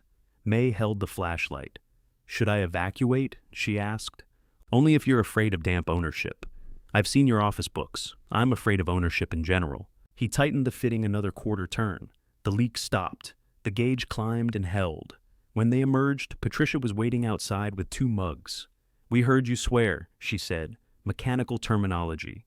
She gave 1 mug to May and 1 to Jonah. Coffee, strong and sweet. "Your mother used to make rounds after dinner," Patricia said. "She'd find out what was broken before anybody came to the office angry. I remember. She never wrote anything down. She remembered everything." Patricia looked toward cabin 7. Frank stopped doing rounds after she died. Jonah drank the coffee. He stopped a lot of things. Patricia did not defend him. She went back to Site 4, where Martin had fallen asleep beneath the maple without requesting that anyone trim it. At dusk, guests gathered around the fire ring near the lake. Warren built the fire without asking permission. Mrs. Hollis brought a bottle of wine. The three women from cabin 1 contributed cheese and crackers. Someone produced a deck of cards. May stood with Jonah on the office porch. "You should go down," she said. "They don't need the owner. They keep asking about you. Why? Your personality has created concern." He looked at the fire. "They're going to talk about Frank." "Yes. I spent 8 years not talking about Frank." "How'd that work?" Quietly. May bumped his shoulder with hers. The contact was light enough to pretend accidental. "You opened," she said. "We opened 8 sites and 4 cabins. Those count. 3 toilets nearly didn't. Yet they rose above." He laughed. The office calculator sat beside the cash drawer. After paying the refunds, collecting the arriving balances, and setting aside the money already owed for utilities and supplies, Cedar Wake had not made a profit. It had survived 1 day. That felt more dangerous than failure. Failure would have allowed Jonah to leave certain he had been right. Survival asked what he would do tomorrow. He and May walked down to the fire. Warren handed Jonah a folding chair. Mrs. Hollis asked whether the annual horseshoe tournament remained under review. Patricia wanted to know when Site 14 would be available again. Martin opened one eye and told her to leave the man alone. For an hour, nobody asked Jonah to explain where he had been. The lake darkened. Cabin windows glowed among the pines. Water ran through the bathhouse pipes without hammering, and the lights along the camp road stayed on. May sat across the fire, Frank's coat hanging open.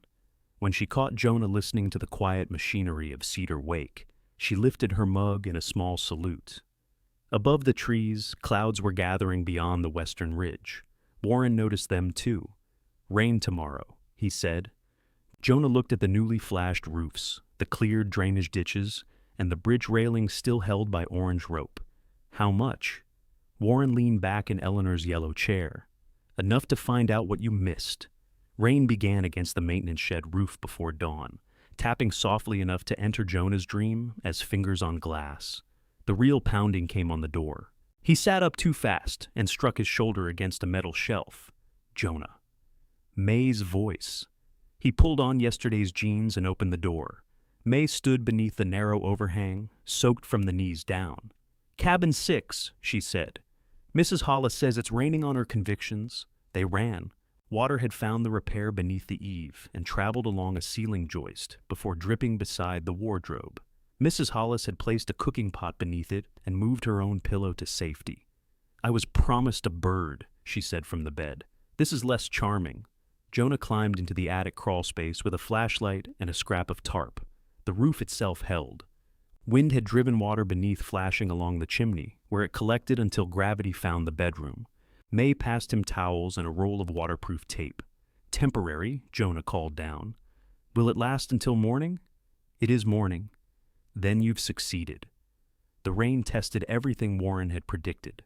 A gutter overflowed at Cabin 1. Water pooled around Site 7. The newly moved dumpster sank 2 inches into soft ground and tilted toward the maintenance shed as if considering escape. Nothing catastrophic happened. By 9, the clouds thinned.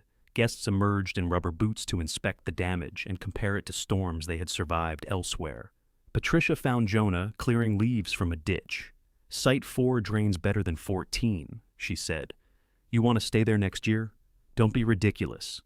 Martin followed, carrying coffee, and handed Jonah a mug. "She means, thank you. I meant the drainage. Of course." Warren spent the morning adjusting the orange rope along the footbridge. Jonah told him not to cross while the creek ran high. "I'm standing beside it. You're on the first plank. That's beside enough." May approached with the reservation clipboard protected beneath Frank's coat. Office roof leaked over the printer. "The printer's dead," Jonah said. It became more dead.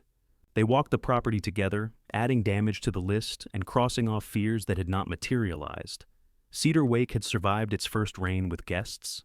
The phrase sounded small until Jonah remembered how many parts had needed to work at once. Sunday brought sun, departures, and more cash in the office drawer than Cedar Wake had held since Jonah arrived. It also brought Beth. She parked beside the office in a clean silver crossover and stayed behind the wheel long enough for May to notice. "Your sister?" May asked. Jonah looked through the screen. "How can you tell?" "She's deciding whether to come in." "Family trait." "Not yours." Beth finally emerged carrying 2 bakery boxes. She wore dark jeans and a pale sweater. clothes selected to look casual without risking dirt. "I brought donuts," she announced. May took one box. "You can stay?" Beth smiled, relieved by the joke. Jonah did not help her. She surveyed the office. The reservation calendar now had enough green marks to dominate the red. May's color key hung beside it. New receipts were filed by date. A jar labeled bridge railing contained $14 and a Canadian quarter donated by guests after Warren complained about the orange rope. "It looks different," Beth said. "It's clean," Jonah replied. "I didn't mean that." He took a donut because refusing would have turned it into an event. Beth walked the campground with them. She remembered which cabins Lila had decorated and which trees Frank planted, but she kept asking questions that revealed how rarely she had visited during the last years. She did not know the recreation hall stove had failed or that Cabin 7 remained closed. At the fire ring, Patricia called Beth by name. Warren hugged her, then criticized her tires. Mrs. Hollis made her admire a watercolor of the lake, in which the dock appeared much straighter than it was. Beth watched Jonah move among them. "They know you," she said when they were alone by the bathhouse. "They knew me before." "No. They knew you were here. That's different." "What did you think I was doing at 20? I thought you worked hard. I also thought you liked having everyone notice." He looked at her. Beth winced. "That came out badly. It came out honestly. Dad used to say you made yourself necessary. Dad was excellent at making work sound like vanity. I know that now." Jonah finished his donut and brushed sugar from his fingers. "What did you mean at the store?" She pretended not to understand. "You said he waited for me." Beth's gaze moved toward Cabin 7. At the end, he kept asking whether Denise had found you. "Denise didn't start looking until after he died." He gave her the addresses he had. "The addresses I sent him." "Yes." "Why didn't you call me?" "I didn't have a current number." "You could have found one."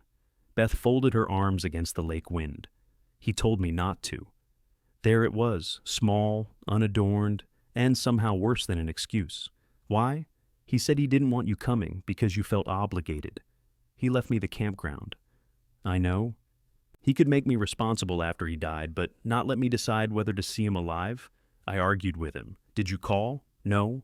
Jonah looked toward the office where May had stepped behind the counter to give them privacy. Beth said, "He was scared you wouldn't come, so he made sure I couldn't refuse him. I think he believed leaving Cedar Wake to you would say what he couldn't." "It says he waited until I couldn't answer." Beth's eyes filled, though she did not cry. "He was not brave at the end. He wasn't brave at my beginning either." They stood without speaking until Warren shouted from Site 14 that somebody had parked too close to the dump station. Before leaving, Beth paused by the gathering shelter. Its roof was sound, but 2 railings needed paint, and Lila's old flower boxes had rotted away. "We should have Dad's memorial here," she said. "We had his funeral. That was different. He spent most of his life at Cedar Wake. Cal thinks Labor Day." "Cal thinks that?" He agreed it would make sense. The campground had been open for 2 days. Already they wanted to use it as proof that Frank had left something whole. Beth continued, "Maybe we could put a plaque on the shelter, Frank and Mom together." "No, you didn't even think. I've thought about his name on this place for 8 years. His name is your name, not on a plaque." Her mouth tightened. "We don't have to decide today. We do if you're asking today." She put the empty bakery box in her car. "You always make people meet you at the hardest edge of something," she said, "and you keep asking me to sand it down so nobody cuts themselves." Beth drove away without answering. Cedar Wake settled into a rough rhythm. Jonah made morning rounds before the first shower ran. May managed arrivals and balanced the drawer each night. They opened Cabin 2 after the insulation was replaced and repaired Cabin 5's porch well enough for Mrs. Hollis to inspect it during a walk. The first positive online review described Cedar Wake as weathered, honest, and much cleaner than last year. May printed it and taped it above Frank's old desk. 5 stars? Jonah asked. 4. What happened to the 5th? Hand dryers. New reservations came slowly. A couple driving between Wisconsin and Ontario booked 2 nights. 2 nurses from Cabin 3 extended their stay. Theo mailed the balance for his September musicians weekend 6 weeks early, with a note that read, "Use this before someone buys drums." The money covered bills. It did not rebuild anything. Jonah began running evening rounds the way Lila had. He found loose steps before guests complained, learned who needed extra firewood, and discovered Martin Fennell's naps survived the laughter near the bathhouse. Sometimes May walked with him. They argued over repairs, shared bad coffee, and gradually stopped treating every silence as a weapon. One night they sat on the dock with their boots inches above the water. "You can take the coat off," Jonah said. May looked down at Frank's canvas sleeves. "It's cold. You own other coats. This one's useful. It doesn't bother you?" "Should it? He owed you money. Lied about opening? Left you with the mess. He also hired me when I was living out of my car." Jonah turned toward her. May watched a fishing boat move along the far shore. There are reasons people stay that don't make good arguments. He understood that too well. The storm arrived in the second week of June, without Warren predicting it. Wind hit first, bending the pines toward the lake. The weather radio warned of severe thunderstorms as Jonah and May moved guests into the recreation hall. Rain followed in a solid sheet. It hammered the roofs, erased the road, and filled the drainage creek faster than the culvert could carry it. A branch struck cabin 2. The sound cracked through the campground. Jonah ran outside before May could stop him. Water reached his ankles at the cabin steps. The limb had torn through the roof above the front room, and rain poured inside. "Jonah!" May shouted. "Get the breaker!" Another gust threw needles and twigs across the lane. The creek jumped its bank, rushing beneath the footbridge. One railing tore away. The bridge twisted, held for a moment, then dropped at one end into the brown water. Cabin 4 flooded from below when the road ditch overflowed. By the time the storm moved east, its floor held 2 inches of muddy water. Nobody was hurt. That became the sentence they repeated, while moving soaked guests into dry cabins, then into the recreation hall when there were no dry cabins left. Nobody was hurt. At sunrise, Cedar Wake looked as if it had lost an argument with the lake. The insurance deductible was higher than the immediate repairs.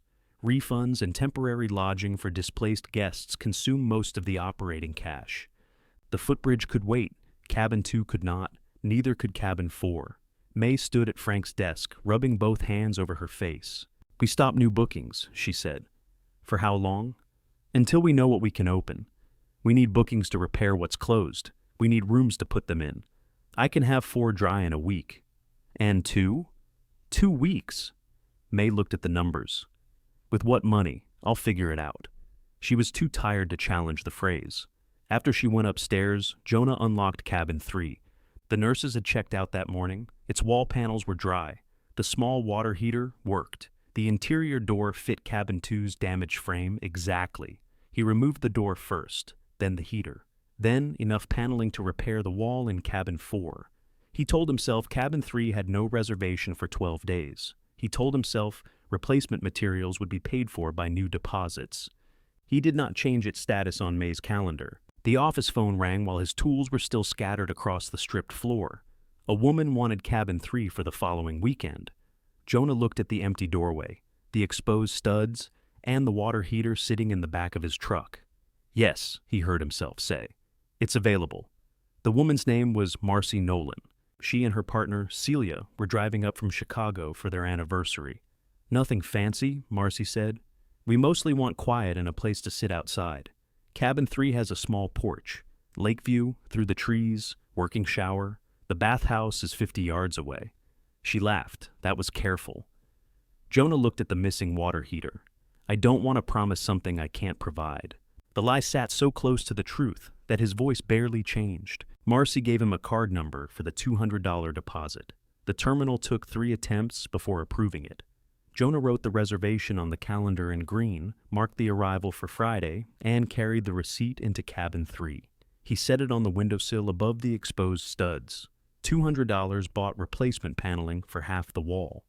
Jonah bought the other half with money meant for May's coming paycheck, telling himself the weekend balances would replace it before she noticed. He installed cabin 3's door on cabin 2, moved its water heater into cabin 4, and used the dry wall panels to close the section he had opened after the flood. He worked past midnight, woke before 6, and kept the office lights off so May would believe he was sleeping. The campground recovered around him in full view. Warren brought a chainsaw and cut the fallen pine limb into sections, though Jonah had to make him stop twice to rest. Martin Fennell used a shop vacuum on cabin 4's wet floor. Patricia washed muddy towels in the campground machines and complained about the dryer loudly enough that no one could mistake her work for charity. Mrs. Hollis painted the damaged footbridge from a safe distance, turning the missing railing into an empty white space over brown water. "You made it look worse," Jonah told her. "It is worse." Guests accepted moved sites, shared extension cords, and carried coffee to one another. The people displaced from cabins 2 and 4 slept one night in the recreation hall, then left with refunds and apologies. One couple insisted Jonah keep half their payment because they had stayed through most of the weekend. He refused. They mailed the money back with a note that read, "For the bridge, not your pride." May taped it beside the jar. She worked as hard as Jonah, but in a different direction. She called incoming guests, shifted reservations, and reduced occupancy for the next week. Every time she asked how much money remained, Jonah answered with what was coming instead. Martin and Patricia pay their second week Friday. I asked what's in the account. The new reservations covered materials. How much did you spend? Less than replacing 2 cabins. That is not a number. I'll give you one when the receipts are entered. May stood in the office doorway with the clipboard against her chest. "You used to answer questions. I used to have time. You used to insist on exact debts. And now I'm trying to get people out of the recreation hall. They're gone. Because I fixed 4. Because they checked out." He picked up a box of screws. "I need to finish 2. May let him pass, but her eyes followed him. The roof of cabin 2 required more plywood than Jonah expected. The limb had not merely punctured the shingles, it had split a rafter and twisted the frame around the front window. He could make the building dry. Making it rentable before the following weekend would require another $800. He called Cal from the cabin porch. His brother answered over the noise of Mercer Outdoor Supply's loading bay. "You alive?" "Yes." Beth said a tree hit one of the cabins. "How does Beth know?" Warren called the store for a chain. Of course he had. Cal said, "How bad?" "Manageable." "You need anything?" The question was so direct that Jonah distrusted it. What does anything mean? Materials, tarps, help? For free? No, Jonah, not for free. The store still has employees and bills. Then I can buy materials anywhere. Cal exhaled. "I was asking if you needed your brother. That would be a different question." "Fine. Do you?" Jonah looked through cabin 2's open wall at the lake. Water dripped from a tarp corner into a bucket. "No." He hung up. The denial left him angrier than if Cal had refused. By Thursday afternoon, cabin 4 smelled of damp lumber and industrial fans, but its floor was dry. Cabin 2 had a roof again. The orange rope from the bridge now blocked both ends, and May had added a sign that read, "Bridge closed, including you, Warren." Cabin 3 still lacked a water heater, an interior door. One wall was paneled, but the seams needed finishing, and its mattress stood upright to protect it from sawdust. Jonah had one night. He was cutting trim behind the maintenance shed when Marcy called again. May answered. "Yes, you're still in 3, she said. Friday through Sunday." Jonah stopped sawing. May listened, then smiled. "Early is fine. Cabin should be ready by 1. He crossed the yard. May wrote a note beside the calendar. "Marcy and Celia want to arrive before the traffic gets bad. 3, yes. I need until 4. You have until 1. Tell them 4. May studied him. "Why?" "I'm still doing storm checks. You told me 3 wasn't damaged." "It wasn't." "Then what are you doing?" "Preventive work." "What kind?" He looked toward the cabin. May put down the pen. She walked past him before he could decide whether to stop her. The distance from the office to cabin 3 was less than 100 yards, but Jonah followed, feeling as if he had been given time to construct a whole defense and could not find one sentence. May opened the door. There was no interior door to the bedroom. The water heater closet showed 2 capped pipes. One wall remained half exposed. Trim boards lay across the floor beside Jonah's tools. May did not speak. "I can finish the wall tonight," he said. She entered and touched the capped water line. "Where's the heater?" "Cabin 4. "The door?" 2. "You took apart a rentable cabin to make 2 damaged cabins usable, and then you rented this one. I needed the deposit for materials." May turned. Her face had gone very still. "How much is in the account?" "I have balances coming tomorrow." "How much?" "May, how much money is in the campground account?" 482. Her lips parted. There are checks that haven't cleared, he added. What checks? Roofing supply, the refund to the Hendersons, Earl's final pump out. How much after those? Jonah looked at the unfinished wall. How much? 106, if nothing else clears first. May stepped backward as if he had moved toward her. You told me Martin and Patricia's payment covered us. It will. Their balance is 600, and the weekend arrivals need cabins. They'll have them. You don't have money for my paycheck. I'll get it. You spent it. I moved it. You spent my wages without telling me. I paid you everything the campground owed when I got here. That does not give you permission to start over. He heard himself raise his voice. What was I supposed to do? Let four sit underwater while guests slept on folding tables?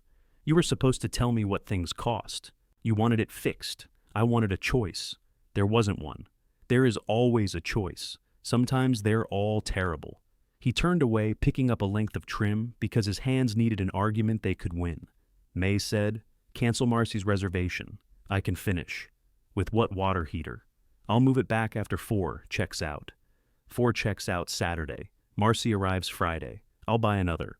With the $106, the balances, stop saying balances like they're magic. He dropped the trim. If we stop taking bookings every time something breaks, we close. If we take money for rooms we don't have, we become frank. Jonah's anger struck the name and flared. Don't. Why? Because you think buying materials makes the lie noble? I am not him. Then why am I finding out after you decided what I could handle? The cabin went quiet except for the fan blowing across the unfinished wall. May continued, softer now. You said Frank's fear didn't give him the right to decide whether you saw him. Your fear doesn't give you the right to decide whether I work for free. Jonah wanted to tell her that nothing about this was the same. Frank had locked him out. Jonah was holding the place together. Frank had lied to preserve his pride. Jonah had lied to preserve Cedar Wake. Each distinction sounded weaker before he spoke it. May went back to the office. Jonah followed several minutes later. She was at the desk with the campground account open on her phone, comparing the transaction list to the checkbook. You entered the card deposit, she said. You didn't enter the materials. I had the receipts. In your truck. I was going to... You asked if I stole from Frank. I did not. You demanded every debt, every receipt, every promise. Then the first time the numbers scared you, you hid them. Jonah gripped the back of a chair. What do you want me to say? The truth before it becomes an emergency. It was already an emergency. May closed the account screen. She went upstairs. Jonah stood in the office listening to drawers open above him. 10 minutes later, she came down with a canvas overnight bag. You're quitting? I don't know. You live here? I know. Where are you going? A friend's. For how long? Until I can look at you without wondering what else you've decided for me. Nothing else. You don't get credit for that sentence anymore. She took Frank's coat off and laid it across the office chair. Without it, she looked less like Cedar Wake's manager and more like someone Jonah had hurt. He said, I'm sorry. May picked up her car keys. Are you sorry you did it, or sorry I found the cabin? Both answers were true enough to shame him. She nodded as if his silence had supplied one. At the screen door, she stopped. Call Marcy. Tell her now. Don't wait until she's packed. May, you know what it feels like to arrive somewhere and find out you don't have a place. The screen door closed behind her. Her car passed the office window and disappeared through the gate. Jonah stood alone beside Frank's desk. The green reservations on the calendar no longer looked like victories. They looked like people traveling toward promises he had made with somebody else's labor. He called Marcy. When he explained, she did not yell. That was worse. So, there's no cabin, she said. There will be, but not by 1 tomorrow. Why did you say there was? Jonah looked at his mother's photograph. Because I needed your deposit. The silence on the line lasted long enough for him to hear Celia asking a question in the background. Marcy said, refund it. I will. We already took Friday off. I know. No, you didn't. The card refund left the campground account negative by $94 once the outstanding checks were counted. Jonah removed cabin 3 from the calendar, then 2, then 4. Warren came into the office carrying the bridge jar. Heard May's car, he said. Jonah did not look up. She left. That's so? I lied to her. Warren set the jar on the counter. About money, about what the money could do. That's the popular kind. Jonah reached for the yellow reservation cards. "What are you doing?" Warren asked, calling everyone. "To say what?" He looked at the green marks, the red marks, the blue and yellow and purple. "The part I should have said before they trusted me." The first woman asked for a refund before Jonah finished explaining. The second said she had already requested vacation time and could not move her dates. The third had reserved cabin 2 for a solitary week after ending a 26-year marriage. "I don't care what the walls look like," she said. "The front wall is partly missing." "Oh, I can move you to September. I'm supposed to be emotionally stable by September. I don't think the reservation requires it." She laughed once, then became quiet. "Move me." Jonah marked her card green and wrote September in letters large enough that nobody could mistake it. Call by call, the calendar changed. Green became red. June became August or September. People disappointed him by being angry and surprised him by being kind. A man from Indiana accused him of ruining an annual fishing trip.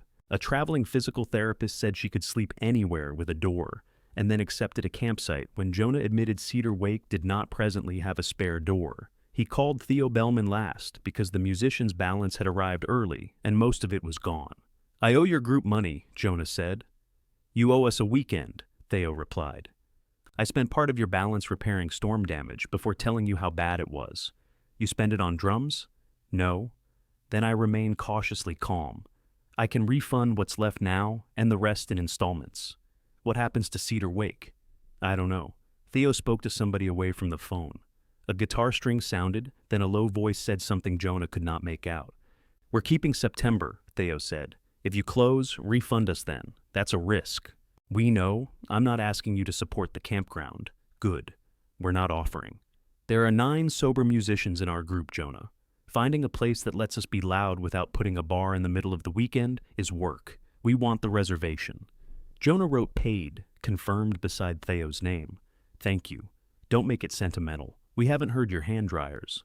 By evening, 13 reservations had canceled. 9 moved to fall. 6 remained on their original dates after accepting campsites or different cabins. The refunds would keep the account below zero until Friday balances arrived. Jonah called the bank and arranged coverage from his personal account. He had $312 left after the transfer. Then he asked every current guest to meet at the fire ring. Warren arrived with the bridge jar beneath one arm. Patricia and Martin brought their folding chairs. The retired machinist from Site 7 came with his partner. Mrs. Hollis carried her own pillow because she had been sitting with it when Warren knocked. The empty white space in her storm painting faced Jonah from across the circle. May's chair remained unoccupied. Jonah stood beside the cold fire ring and explained the storm damage, the closed cabins, the negative account, and the deposits he had used before earning them. He did not soften the parts that made him look irresponsible. When he finished, Patricia raised one hand. "This is a meeting," Warren said. "You don't have to raise your hand." "I wasn't asking your permission." She looked at Jonah.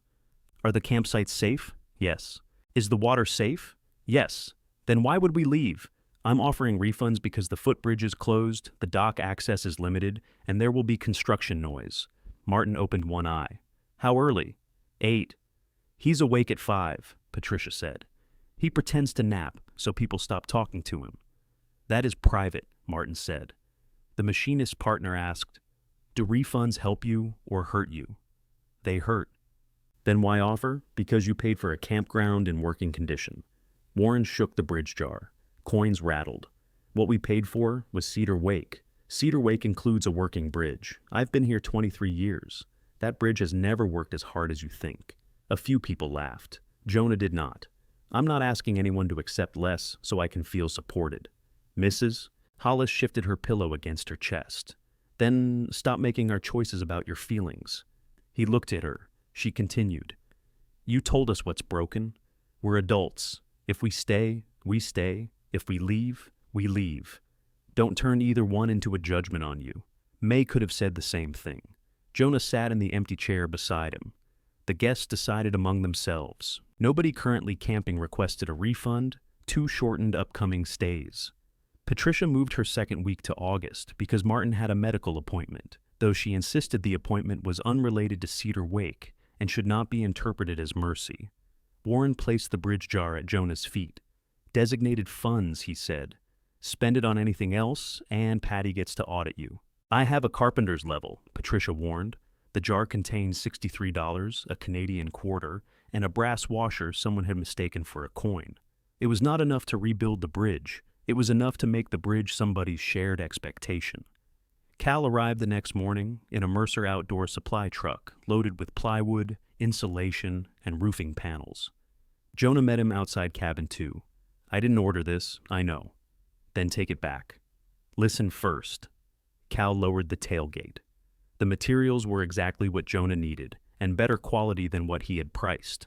I cover this at store cost, Cal said, 90 days before the first payment, and we put a Mercer outdoor rack in the office. Basic camping supplies, propane exchanges, firewood bags. Store gets the sales. Cedar Wake gets a small percentage. That's not terrible. Cal seemed offended. Thank you. What else? Preferred supplier for repairs. Our logo on your website and reservation confirmations. We promote Cedar Wake in the store. Exclusive supplier for 3 years. There it is. It protects me if I extend credit. It makes the campground an advertisement for the business you inherited. It gives you materials you can't afford. Jonah ran a hand over one plywood sheet. What happens when we disagree about a repair? It's your campground and your account, which is why we'd put terms in writing. Cal's offer was not theft. That made refusing harder. The store would take a risk, and Cal wanted something in return. Under different circumstances, it might have been a useful arrangement. But Jonah could already hear future conversations in which every board became evidence that Cedar Wake belonged partly to Cal's patience. No.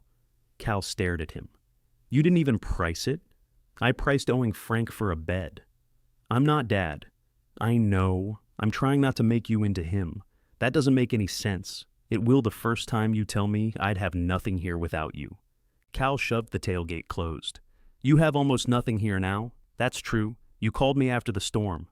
I didn't ask for this. You didn't ask for anything. That was the problem. Jonah looked toward the lake. I was going to, but you decided needing me was more dangerous than losing the campground. The accuracy stung. Cal leaned against the truck. You think I want to take this from you? Don't you? No. I want the store repaid. I want Dad's memorial somewhere that mattered to him. I want to stop explaining to suppliers why my brother buys the same materials across town at retail, because he'd rather bleed than owe me. You want Cedar Wake useful to you? Yes, Cal said. That's what businesses are supposed to be. And people? Cal's face closed. Jonah regretted the question, but neither of them withdrew it. Cal climbed into the truck. Offer stands until tomorrow. It's still no. You sound proud. I'm terrified. That answer stopped Cal with one hand on the door. For a moment, he looked less like Frank's successor and more like Jonah's brother. Then he drove away with the materials. Jonah sold his Ford that afternoon. The buyer was a landscaper from Petoskey who pointed out the rust as if Jonah had hidden it beneath the paint. They settled at $2,600. After the man drove away, Warren took Jonah back to Cedar Wake in the green sedan. You could have taken Cal's deal, Warren said. I know. Maybe should have. I know. You plan on being difficult without transportation? I'll borrow the campground truck. Does it run? Sometimes. Warren nodded. Good. Wouldn't want recklessness. Jonah used the truck money to restore the account, repay May's postponed wages, purchase enough materials for cabin 3, and complete cabin 2 without opening another reservation. He kept every receipt in a clear folder on Frank's desk. Each night, he photographed the account balance and attached it to the next day's expense sheet. The work moved slower because he no longer stole progress from one cabin to create it in another. Cabin 3 received its own water heater. Its interior door returned from cabin 2, only after Jonah bought a replacement. He finished the wall, repainted it, and left the reservation calendar blank beside the cabin for 2 extra days so damp joint compound could cure. He slept less after May left. The campground sounds had changed without her upstairs. No footsteps above the laundry room, no cabinet closing before dawn, no music drifting from an open window. On the 3rd evening, her car came through the gate. Jonah was carrying broken boards from the bridge when she parked beside the office. May got out wearing a denim jacket he had never seen. You sold your truck, she said. Warren, Patricia. Warren exaggerates. Patricia documents. May entered the office. Jonah followed, but did not stand over her while she inspected the books. The color key remained taped beside the calendar. He had added a column to the ledger for actual available cash after outstanding checks. A list of canceled and moved reservations sat on the desk with notes from each call. May opened the locked drawer and found her reimbursement check and the check for the wages Jonah had withheld. "You kept this," she said. "It was yours. And this is also mine." Yes. She did not deposit either one. Jonah placed a single-page agreement beside the ledger. He had written it himself, without legal language. May would have direct access to the campground account, reservation calendar, bills, and payroll. No cabin could be booked unless both agreed it was ready. No unbudgeted expense above $200 could be made without both signatures, except for immediate safety. Her housing could not be taken as punishment or withheld wages. If Cedar Wake closed, she would receive 30 days to move. May read it twice. "You can still lie with rules," she said. "I know. Paper doesn't make trust." No. Why write it? Because trust shouldn't be the only thing protecting you from me. Her eyes lifted. Jonah continued. "I knew what it felt like to be locked out, and I did it to you anyway. I'm sorry I spent your wages. I'm sorry I rented a cabin that didn't exist. I'm sorry I made fear sound like responsibility." May looked down at the agreement again. "I'm not ready to forgive you," she said. "I didn't write a place for that." One corner of her mouth moved. She took the red pen from Frank's desk and added a sentence beneath Jonah's signature. "Manager may stop bookings for safety or capacity without owner approval." She signed her name. "Cabin 3?" she asked. "Ready, but blocked until Monday. Account balance? $842 after outstanding checks. Bridge? Still gone." May took Frank's coat from the office chair. She held it for a moment, then hung it on the wall hook instead of putting it on. "We should call Marcy," she said. Jonah nodded. "Together." Marcy answered with enough caution to make Jonah sit straighter. May put the office phone on speaker. "This is May Ruiz, the campground manager," she said. "Jonah and I are calling about the reservation we failed to honor." "You failed to have a cabin," Marcy replied. "The reservation part worked." "That's fair," Jonah said. May glanced at him. "Cabin 3 is repaired. We can offer you any open weekend in August or September, with no deposit until you arrive. If you'd rather not come, we understand. Is Jonah still there? I'm here." Why is she talking? Because she should have been part of the first decision. There was a pause. Celia's voice sounded faintly behind Marcy. "Ask about the porch." Marcy sighed. "Celia wants to know if the porch exists." "I stood on it this morning," May said. "Is there a wall?" 4. Water heater? Installed, tested, and assigned permanently to that cabin. Jonah looked at her. She had added permanently for him. Marcy and Celia chose the second weekend in August. They refused a discount, but agreed not to pay until they had seen all 4 walls. May wrote the reservation in green, then drew a small red line beneath it. "What does that mean?" Jonah asked. "Trust damaged. Add it to the key." "I already did." Cedar Wake did not recover in one clean movement. It limped. Cabin 2 reopened, then closed for a day when Jonah found rain beneath the repaired window. Cabin 4 developed an odor that Patricia described as a basement attempting perfume. The bridge remained blocked while Jonah priced lumber and discovered how expensive it was to buy anything strong enough to prevent a person from entering the creek. The bridge jar reached $314 after Warren began carrying it to the fire ring each night. Jonah used the money only for bridge materials. He posted the receipts beside the office calendar, partly for the guests and mostly for himself. Warren helped reset the dropped end with a hand winch, though May made him sign a note acknowledging that he had ignored her instruction not to work beneath the span. "This has no legal value," Warren said. "It has emotional value." "To who?" "Me, when I yell at you." By July, the bridge had new supports, a straight railing, and one original plank that creaked because Warren insisted Cedar Wake needed continuity. Mrs. Hollis painted it again, this time with the missing section restored. The campground account climbed above $4,000, fell below $2,000, then rose again. May's pay arrived on schedule. Jonah paid himself nothing and marked every meal from the recreation hall snack shelf as owner theft until May changed the label to owner food because she was tired of explaining the joke to guests. They remained careful with one another. May did not trust Jonah's estimates unless she saw the receipts. Jonah did not interpret her questions as accusations, even when they felt like them. They met each morning at Frank's desk, reviewed cash, cabins, weather, and bookings, then signed the page together if any expense crossed $200. The agreement did not repair trust. Following it, did. Marcy and Celia arrived in August at 12:58.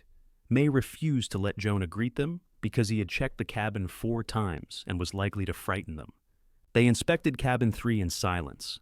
Celia ran the shower until the water turned hot. Marcy opened both interior doors and pressed one wall with her palm. "Solid," she said. "It should be," Jonah replied. "We brought our own towels. That's probably wise."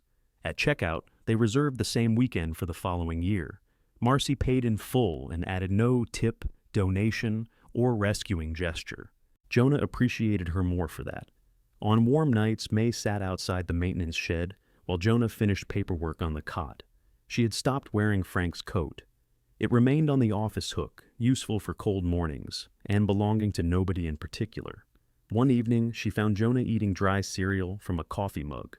"Owner food?" she asked. "Inventory control." She took the mug, ate a handful, and returned it. "You could move into cabin 7. He looked at her over the rim. "You could stop suggesting that. We're renting every other usable cabin through Labor Day. You need somewhere with a shower." "I shower. The bathhouse is not a home. Neither is the maintenance shed, according to you." "That is my argument." He set the mug beside him. "I haven't opened the door since the day you walked me around. You opened the padlock on your old cabin. That was different, was it? The old staff cabin held what Frank had turned it into. Cabin 7 held what Jonah had not been allowed to keep." May stood. "Bring the key." They crossed the dark campground with one flashlight. Music drifted softly from Site 7. Martin Fennell snored beneath the maple, while Patricia played cards with Warren. Nobody noticed Jonah and May stop outside cabin 7. The blue number caught the flashlight beam. Jonah unlocked the door. It resisted, swollen in the frame. May put one hand beside his, and together they pushed until it opened with the scrape of wood over linoleum. The cabin smelled closed, not ruined.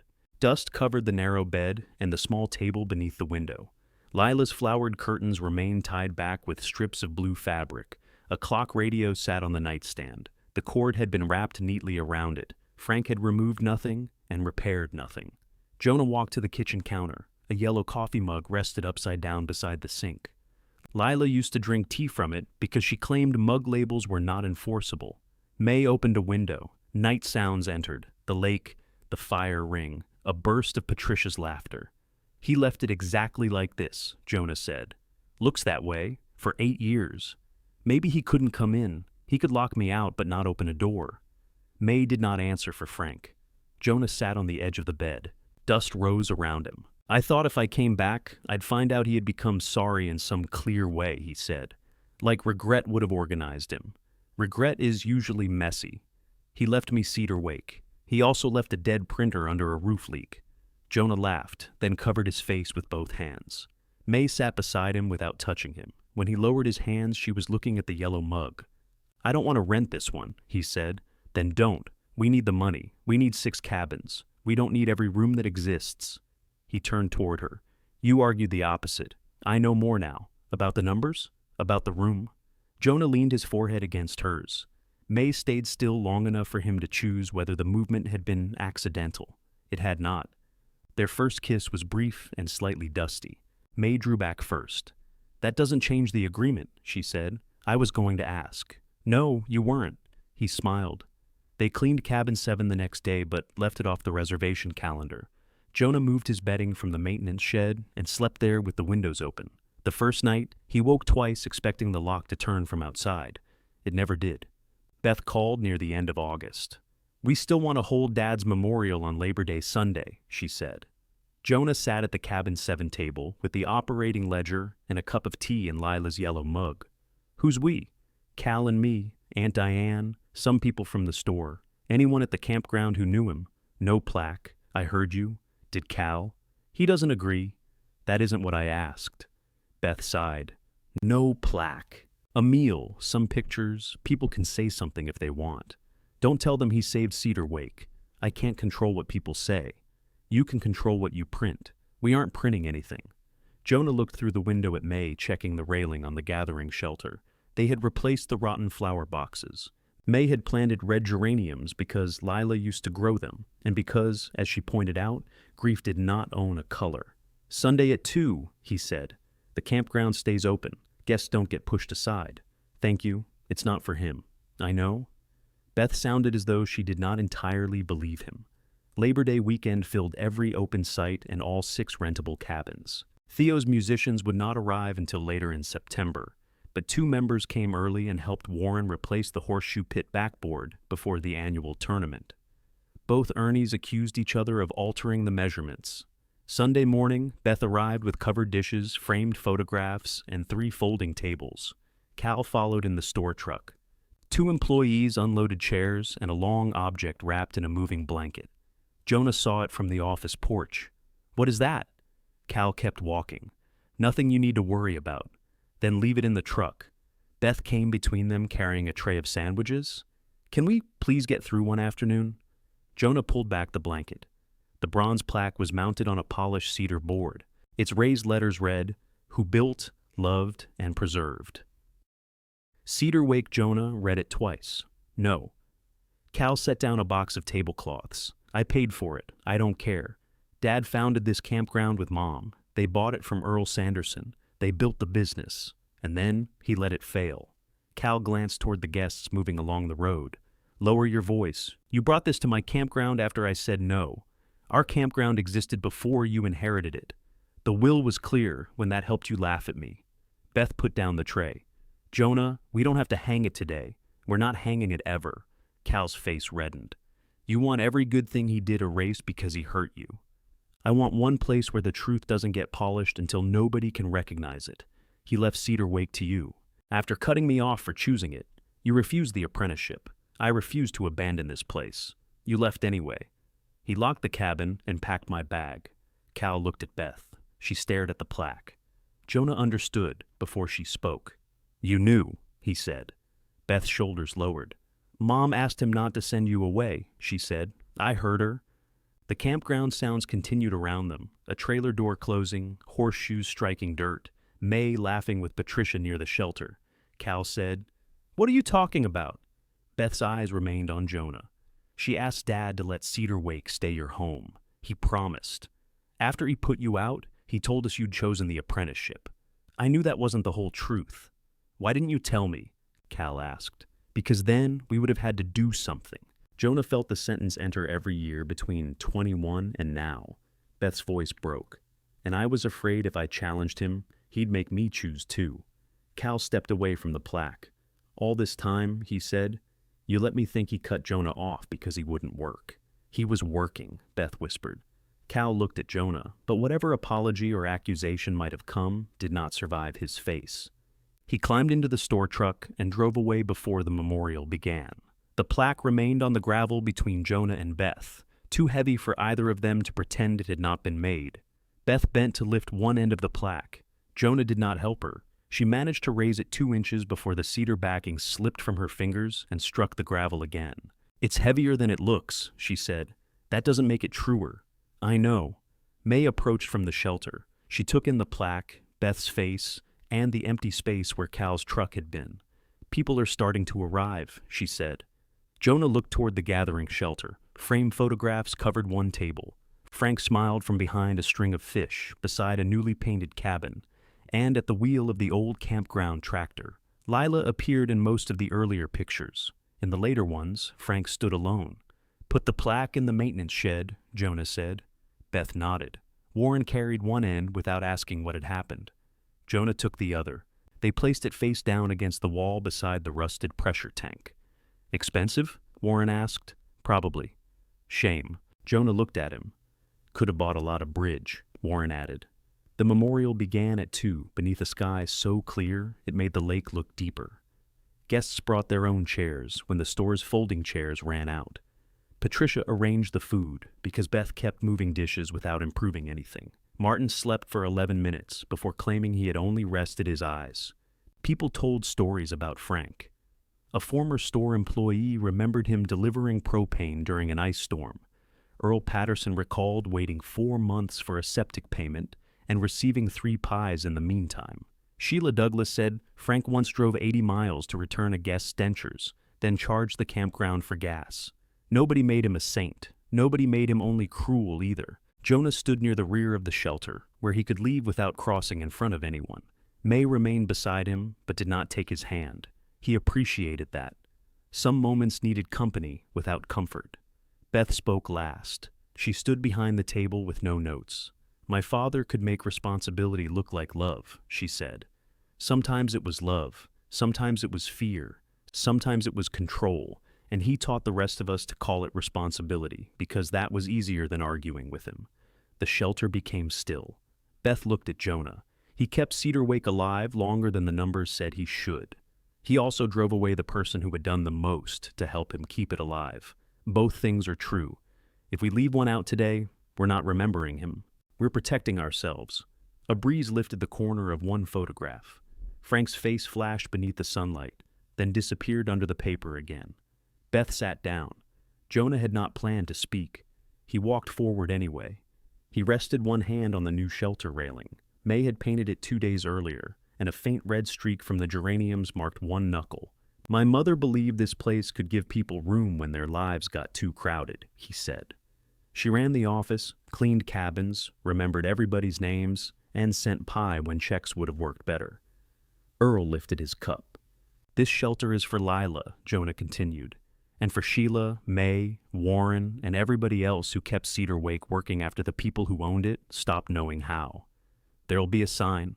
It won't say anybody preserved this place alone. That was all.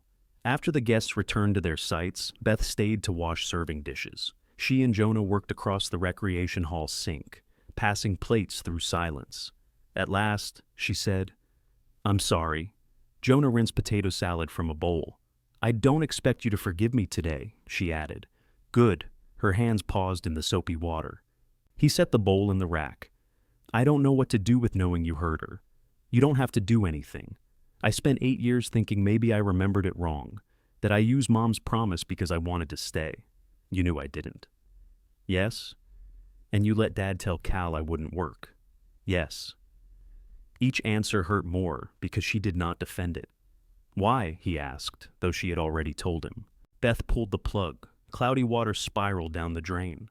"Dad had already decided Cal was dependable," she said. "He decided I was the one who would stay close. You were the difficult one. If I admitted he'd broken his promise to Mom, then I had to admit those roles were something he made, not something we earned. And I liked being the one he trusted. He trusted you not to challenge him, I know." Jonah dried the counter. Beth said, "Tell me what I can do. Stop saying I left. I will. Tell people he put me out. I will. And don't ask me to make you feel better because you finally told the truth." She swallowed. "Okay." It was not forgiveness. It was the first conversation they had ever finished without Frank's version standing between them. Beth took the bronze plaque home. Jonah never asked what she did with it.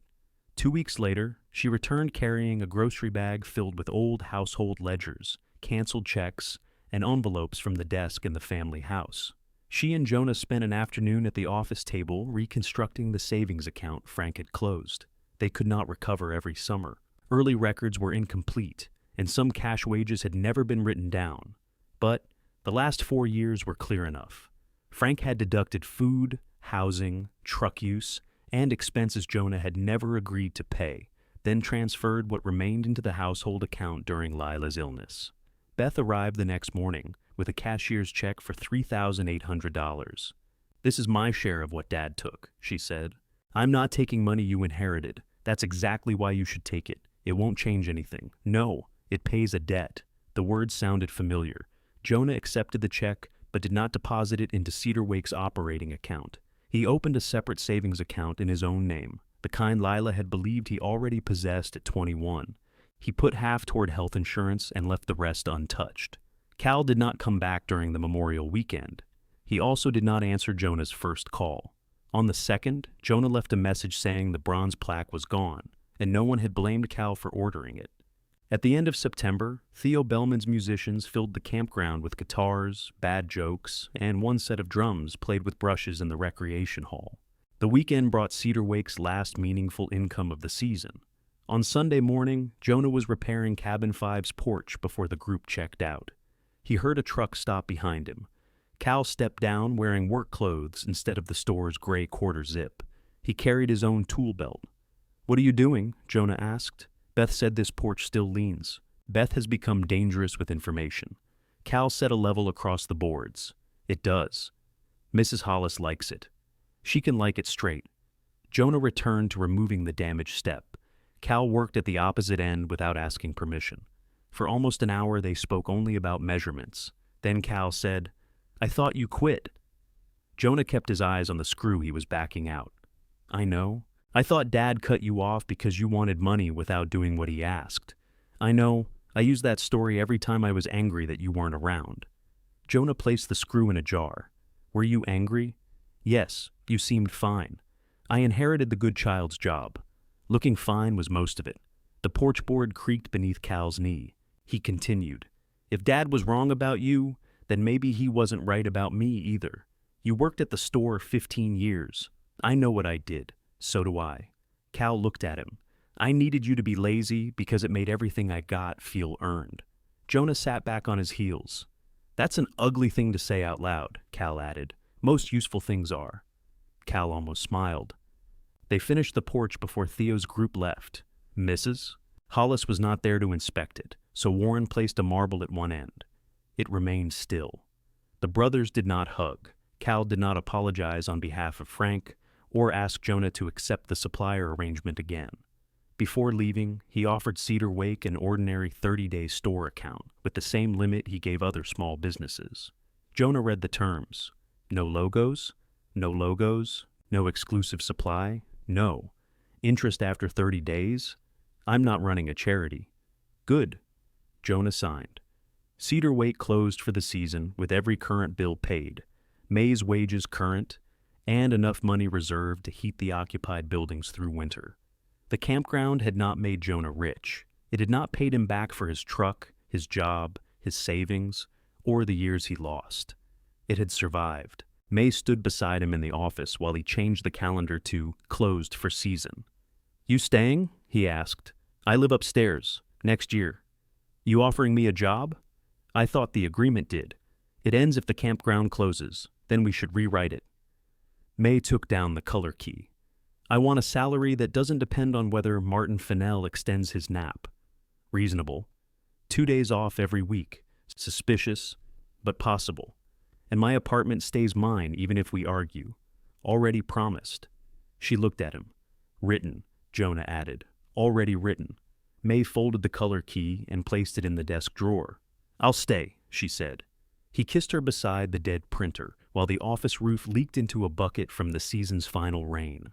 The following August, Cedar Wake still looked weathered from the county road. The old carved sign had been replaced, but Jonah kept it in the workshop above the tools. Its split pine tree and faded paint were neither shrine nor trash. They belonged to the history of repairs. The campground now operated 6 cabins and 14 safe sites. Reservations ran far enough ahead to replace 1 utility line before winter, not 3. May had a year-round contract, direct account access, and a new coat she had bought herself. Frank's canvas coat remained on the office hook for anyone caught in rain. Cabin 7 was Jonah's home. A wooden sign on the gathering shelter read, "Beth had painted the letters. Cal had sealed the wood." On the anniversary of Jonah's 21st birthday, he woke before dawn and walked to the front gate. The campground road waited in the blue morning. Beyond the trees, water moved softly against the repaired dock. He unlocked the gate. For a moment, his hand remained on the chain. He could feel the old duffel bag pulling at the bicycle behind him, milk warming in a grocery sack, his father looking toward the road instead of answering where his son should go. Then headlights appeared. Beth drove in to help May with the breakfast shift. She lowered her window but did not wish him a healing birthday or ask whether they were all right now. "Coffee's on," she said. "Is it good?" "No." Then May made it. Beth smiled and continued toward the office. Cal arrived next in the store truck with electrical supplies Cedar Wake had ordered on normal credit. Warren followed in the green sedan, though his fifth wheel had never truly left.